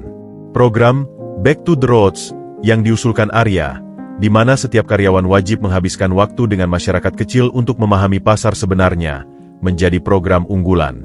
Bahkan sikap karyawan terhadap office boy dan petugas kebersihan berubah. Mereka tidak lagi dianggap invisible, tapi didengar dan dihargai pendapatnya tentang efisiensi kerja sehari-hari. Suatu sore, saat Arya pulang terlambat, ia melewati lobi dan melihat seorang petugas kebersihan sedang membersihkan lantai. "Selamat sore, Pak Darmin," sapa Arya ramah. "Selamat sore, Mas Arya. Hati-hati, lantainya masih basah." Arya tersenyum. Terima kasih sudah mengingatkan. Ia teringat, dulu di hari pertamanya, petugas kebersihan yang sama bahkan tidak berani menatap matanya. Di mobil jemputan yang membawanya pulang, kini ia sudah berani duduk dengan nyaman, tidak lagi kaku seperti dulu. Arya merenungkan perjalanannya. Roda nasib memang telah berputar. Dari tukang becak yang dihina menjadi profesional yang dihormati. Dari pemuda miskin yang putus asa menjadi tulang punggung keluarga yang mampu memberikan yang terbaik untuk ibunya. Tapi satu hal yang tidak berubah, kerendahan hatinya. Setiap gaji yang diterimanya, sebagian selalu disisihkan untuk membantu anak-anak putus sekolah di kampung halamannya. Setiap kesuksesan yang diraih, tidak membuatnya lupa dari mana ia berasal. Saat mobil melewati jalur yang dulu sering ia kayuhi dengan becak, Arya tersenyum. Nasib memang bisa berubah, tapi yang menentukan arah putaran roda itu adalah karakter seseorang. Dan ia bertekad untuk selalu menjadi orang yang sama, Arya, yang jujur, rendah hati, dan pantang menyerah. Meski sekarang ia duduk di kursi manajer, bukan lagi di jok becak. Terapi fisik ruang praktik dokter spesialis ortopedi itu mewah, dilengkapi peralatan mutakhir, tapi bagi Samsul, ruangan ini bagai medan pertempuran. Keringat membasahi keningnya, bukan karena rasa sakit yang menusuk di punggung dan kakinya, tapi karena frustrasi. Sudah 20 menit ia berusaha berdiri dari kursi rodanya tanpa bantuan, hanya berpegangan pada palang besi di depannya. Otot-otot kakinya yang selama 5 tahun nyaris tak terpakai, bergetar hebat, menolak perintah dari otaknya. I can't do this. Gerutnya, suaranya parau, hampir menyerah. Tangannya yang mencengkeram palang besi itu sampai memutih. Dokter Prasetyo, terapisnya, dengan tenang menjawab, "Sabar, Pak Samsul. 5 tahun tidak berjalan tidak bisa diperbaiki dalam 5 minggu. Coba lagi, pelan-pelan." Samsul menghela napas dalam, matanya tertutup. Lalu, seperti biasa di saat-saat hampir menyerah seperti ini, bayangan Arya muncul di pikirannya. Pemuda itu, dengan segala keterbatasannya, tidak pernah menyerah menarik becak di terik matahari dan hujan untuk menghidupi keluarganya. Ia, dengan segala kekayaannya, hendak menyerah hanya karena sedikit rasa sakit? No more. I won't be defeated. Gumamnya pada diri sendiri. Dengan tekad yang mengeras, ia mencoba lagi. Kali ini, dengan raungan rendah dari kerongkongannya, ia berhasil mengangkat tubuhnya, berdiri sepenuhnya, meski hanya untuk beberapa detik sebelum lututnya kembali menyerah. Bagus. Itu progres yang sangat baik, puji Dokter Prasetyo. Malam itu, di rumah megahnya yang sering terasa sunyi, Samsul duduk di balkon, memandangi kolam renang yang diterangi lampu biru. Pikirannya melayang pada perjalanan Arya. Pemuda yang tidak punya latar belakang pendidikan memadai, tetapi dengan ketekunan dan keberanian, tidak hanya beradaptasi dengan dunia baru, tetapi juga membawa angin segar dan perubahan positif bagi perusahaannya. Jika Arya bisa melawan segala rintangan dan prasangka, mengapa ia tidak bisa melawan keterbatasan fisiknya sendiri? Keesokan harinya di kantor, Samsul melakukan sesuatu yang mengejutkan stafnya. Alih-alih langsung menuju ruang kerjanya dengan kursi roda, ia meminta Joko mendorongnya hanya sampai lobi. Dari sini, Saya akan berjalan sendiri, ujarnya pada Joko dan Sari yang melihatnya dengan mata berbinar. Dengan tongkat di setiap tangan, wajahnya berkerut penuh konsentrasi, Samsul melangkah pelan di sepanjang koridor menuju ruang kerjanya. Setiap langkah terasa seperti menapaki medan penuh ranjau, tapi tekad di matanya tidak tergoyahkan. Beberapa karyawan yang melihatnya berhenti, ada yang ingin menawari bantuan, tapi Samsul menggeleng. "Biarkan saya melakukannya sendiri," katanya, napasnya sedikit tersengal. Perjalanan 50 meter itu memakan waktu hampir 15 menit. Saat ia akhirnya tiba di depan pintu ruangannya, seruan sorak-sorai karyawan yang spontan memecah kesunyian. Samsul tersenyum, lelah tapi puas. Ini baru awal. Terapi fisiknya menjadi semakin intens. Dorongan dari Arya, yang tanpa sengaja ia saksikan selalu bangun pukul 4 pagi untuk berolahraga sebelum bekerja, membuatnya malu. Ia yang punya semua fasilitas, seringkali beralasan untuk bermalas-malasan. Suatu sore, usai rapat penting, Arya melaporkan perkembangan proyek. Proyek Merkuri sudah 95% selesai. "Pak, 2 minggu lagi kita bisa launching." "Bagus. Dan, bagaimana laporan dari tim riset tentang produk baru kita?" tanya Samsul, sambil berdiri dari kursinya dan berjalan pelan ke minibar untuk mengambil air mineral. Sebuah tindakan sederhana yang mustahil dilakukannya beberapa bulan lalu. Arya tersenyum melihat kemajuan bosnya. Tim riset merekomendasikan untuk fokus pada produk ramah lingkungan, "Pak. Sesuai dengan program Back to the Roots yang kita canangkan." Samsul mengangguk, lalu tiba-tiba bertanya, "Arya, apa rahasiamu? Bertahan di saat-saat paling sulit?" Arya terkejut dengan pertanyaan itu. "Saya tidak punya rahasia khusus, Pak. Saya hanya ingat bahwa saya tidak berjuang untuk diri sendiri. Ada ibu saya yang harus dirawat, ada mimpi ayah saya yang harus saya lanjutkan. Dan, saya percaya bahwa tidak ada hal baik yang datang dengan mudah." Kata-kata itu menyentuh relung hati Samsul yang paling dalam. Selama ini, ia hanya berpikir untuk dirinya sendiri, kesembuhannya, kesuksesan perusahaannya, balas dendamnya pada pengkhianat. Mungkin, kuncinya adalah memiliki alasan yang lebih besar dari diri sendiri. Beberapa minggu kemudian, dalam acara gathering perusahaan, terjadi momen yang tidak akan pernah dilupakan siapapun yang hadir. Saat memberikan sambutan, alih-alih duduk di kursi roda seperti biasa, Samsul berdiri tegak di atas panggung, hanya dengan satu tongkat penyangga. 5 tahun lalu, mulainya, suaranya lantang dan penuh emosi. "Saya pikir hidup saya sudah berakhir. Saya membangun tembok di sekitar diri saya, memandang dunia dengan sinisme dan kecurigaan." Matanya mencari Arya di antara kerumunan. "Tapi kemudian, seorang pemuda mengajarkan saya tentang arti ketabahan yang sesungguhnya. Dia mengajarkan bahwa keterbatasan fisik maupun latar belakang tidak boleh membatasi impian dan semangat kita." Arya, yang duduk di meja dekat panggung, menunduk, malu dipuji secara terbuka. "Hari ini," lanjut Samsul, "saya tidak hanya berdiri di sini secara fisik, tapi saya juga telah bangkit dari keterpurukan mental dan emosional. Dan kebangkitan ini, saya dedikasikan untuk kalian semua, dan terutama untuk Arya, yang telah menjadi tidak hanya asisten terbaik, tapi juga guru dan anak yang tidak pernah saya miliki." Sambutan meriah menggema di seluruh ruangan. Saat Samsul turun dari panggung, ia tidak lagi menggunakan tongkatnya. Dengan langkah pelan namun pasti, ia berjalan menuju meja Arya dan memeluknya erat. "Terima kasih, Nak," bisiknya, suara bergetar. "Kau tidak hanya menyelamatkan perusahaanku, tapi juga menyelamatkan hidupku." Kebangkitan sang CEO itu bukan hanya tentang mampu berjalan lagi. Itu adalah tentang menemukan kembali kemanusiaannya, tentang belajar merendahkan hati, tentang memahami bahwa kekuatan sejati tidak datang dari kemampuan fisik atau kekuasaan, tetapi dari ketahanan hati dan keberanian untuk berubah. Dan di mata semua karyawan Semesta Group, Pak Samsul yang baru ini, yang bisa tersenyum hangat, yang mendengarkan dengan empati, yang berjalan dengan keyakinan, jauh lebih menginspirasi daripada CEO perkasanan dingin yang mereka kenal dulu. Kantor pusat Semesta Group berubah menjadi pusat komando krisis.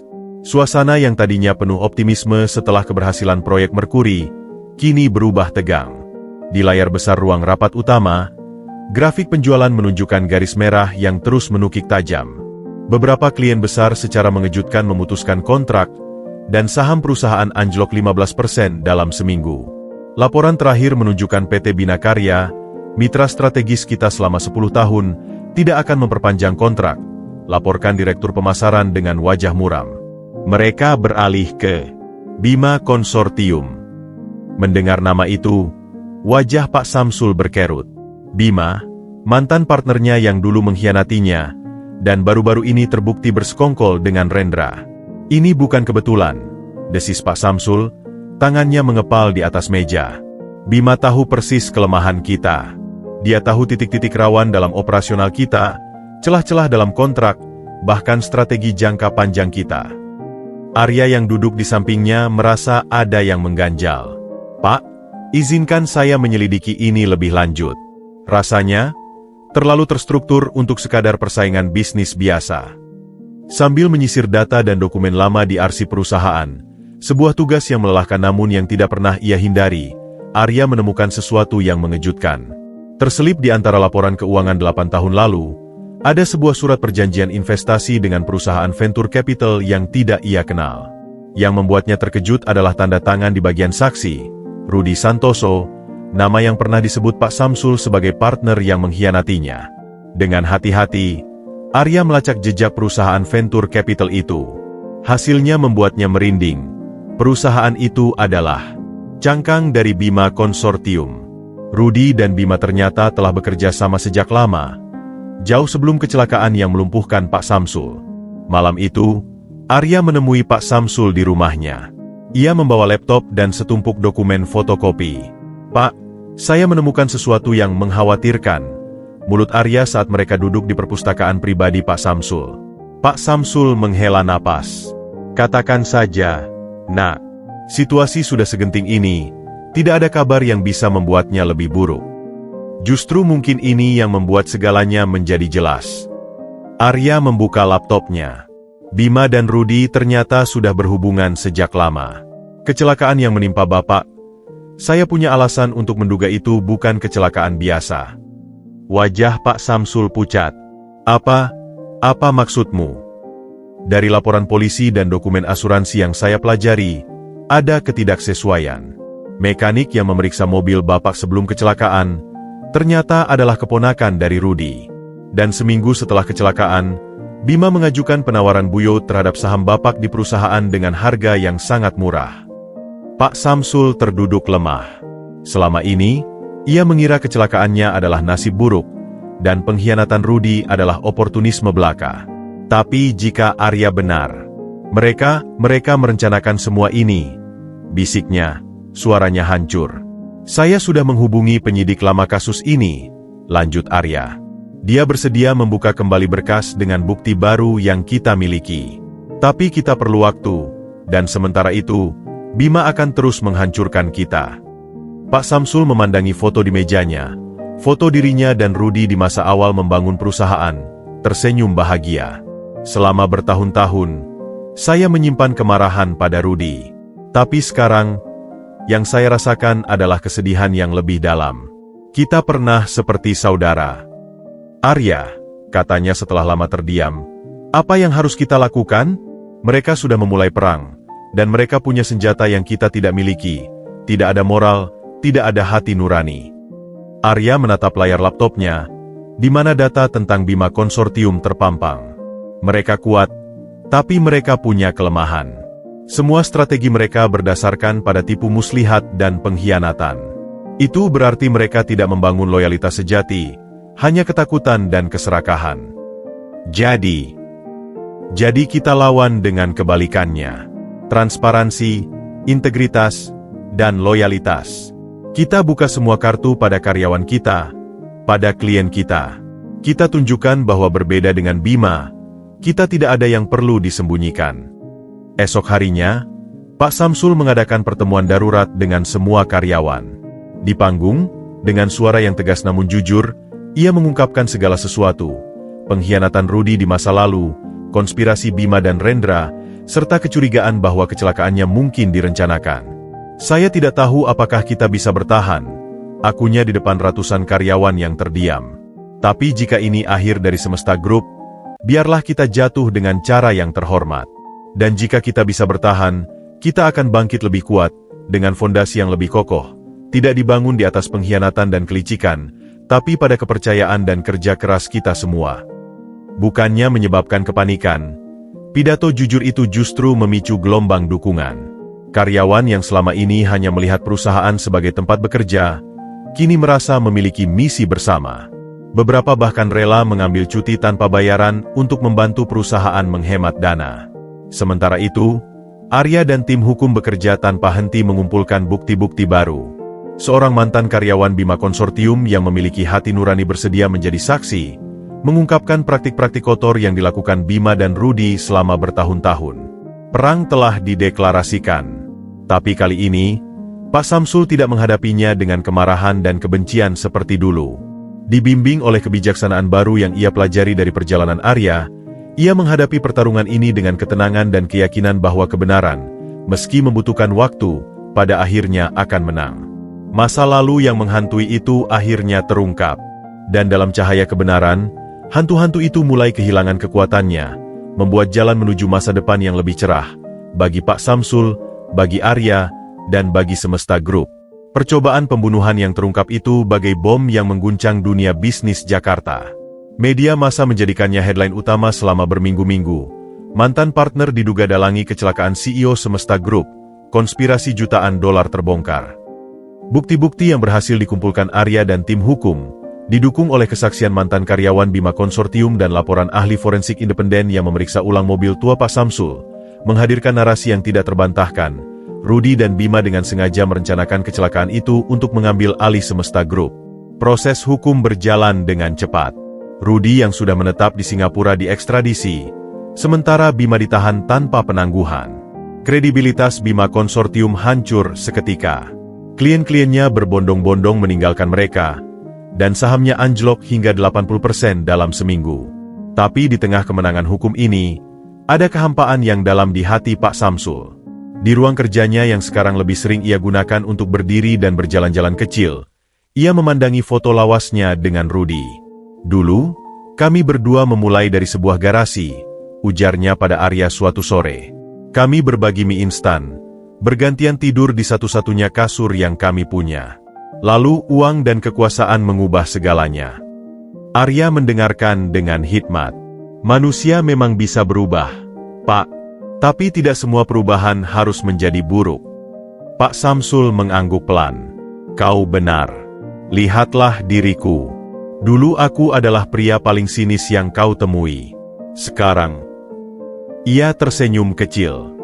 Sekarang aku masih sinis, tapi setidaknya aku percaya masih ada orang baik di dunia ini. Kemenangan Semesta Group tidak hanya di pengadilan. Dengan jatuhnya Bima Konsortium, posisi mereka di pasar justru semakin kuat. Klien-klien yang sempat pergi, kembali dengan permintaan maaf. Yang lebih mengejutkan, beberapa mantan klien Bima beralih ke Semesta Group, tertarik dengan reputasi baru mereka sebagai perusahaan yang transparan dan berintegritas. Dalam rapat Dewan Direksi yang penuh sukacita, sebuah usulan mengejutkan diajukan. Atas jasa-jasa luar biasa yang telah ditunjukkan, kami mengusulkan Arya untuk menjabat sebagai Vice President of Strategic Development, ucap salah satu direktur. Semua mata tertuju pada Arya, yang duduk terkejut. Saya sangat tersanjung. Tapi saya merasa belum pantas. Pengalaman saya masih sangat terbatas. Pak Samsul yang memimpin rapat itu berdiri. Arya, kepantasan tidak hanya diukur dari lamanya pengalaman atau banyaknya gelar. Dalam waktu singkat, kau telah menyelamatkan perusahaan ini 2 kali, dari pengkhianatan internal dan dari konspirasi eksternal. Kau tidak hanya membawa keuntungan materi, tapi yang lebih penting, kau mengembalikan jiwa dan nilai-nilai luhur pada perusahaan ini. Dengan suara bulat, usulan itu disetujui. Di usia 22 tahun, Arya menjadi VP termuda dalam sejarah Semesta Group. Tapi bagi Arya, pencapaian terbesarnya bukanlah posisi atau gaji barunya. Malam itu, ia berdiri di depan rumah kontrakan yang sama, tapi kini dengan kunci rumah baru di tangannya. Sebuah rumah sederhana tapi layak di kawasan yang lebih baik, yang ia beli dengan uangnya sendiri untuknya dan ibunya. Ibu, kita punya rumah. Bisiknya, memeluk Lastri yang menangis bahagia. Ayah pasti bangga. Lastri memandangi anaknya dengan mata berlinang. Dia pasti bangga, Nak. Tapi yang membuatnya paling bangga bukanlah rumah ini, tapi orang yang sudah kau jadi. Keesokan harinya, di sebuah acara syukuran sederhana di rumah baru mereka, tamu tak terduga datang. Pak Samsul, dengan tongkat di satu tangan dan sebotol anggur mahal di tangan lainnya, datang sendiri tanpa sopir. Untuk kalian, ucapnya pada Arya dan Lastri. Rumah pertama dari banyak hal baik yang akan datang. Saat mereka duduk di teras belakang, menikmati angin sore, Pak Samsul mengeluarkan sebuah dokumen dari tasnya. Arya, Ibu Lastri, saya sudah memikirkannya matang-matang. Ia membuka dokumen itu. Ini adalah surat pernyataan pengakuan anak. Arya dan ibunya terdiam, tidak percaya.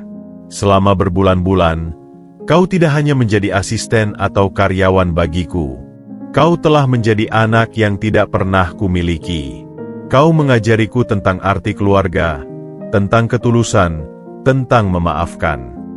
Matanya berkaca-kaca. Jika kalian mengizinkan, aku ingin secara resmi mengangkat Arya sebagai anakku.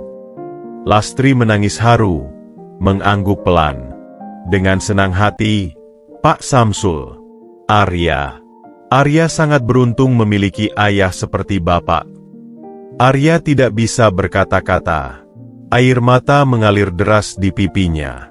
Dalam hidupnya, ia sudah kehilangan seorang ayah, dan kini mendapatkan seorang ayah baru.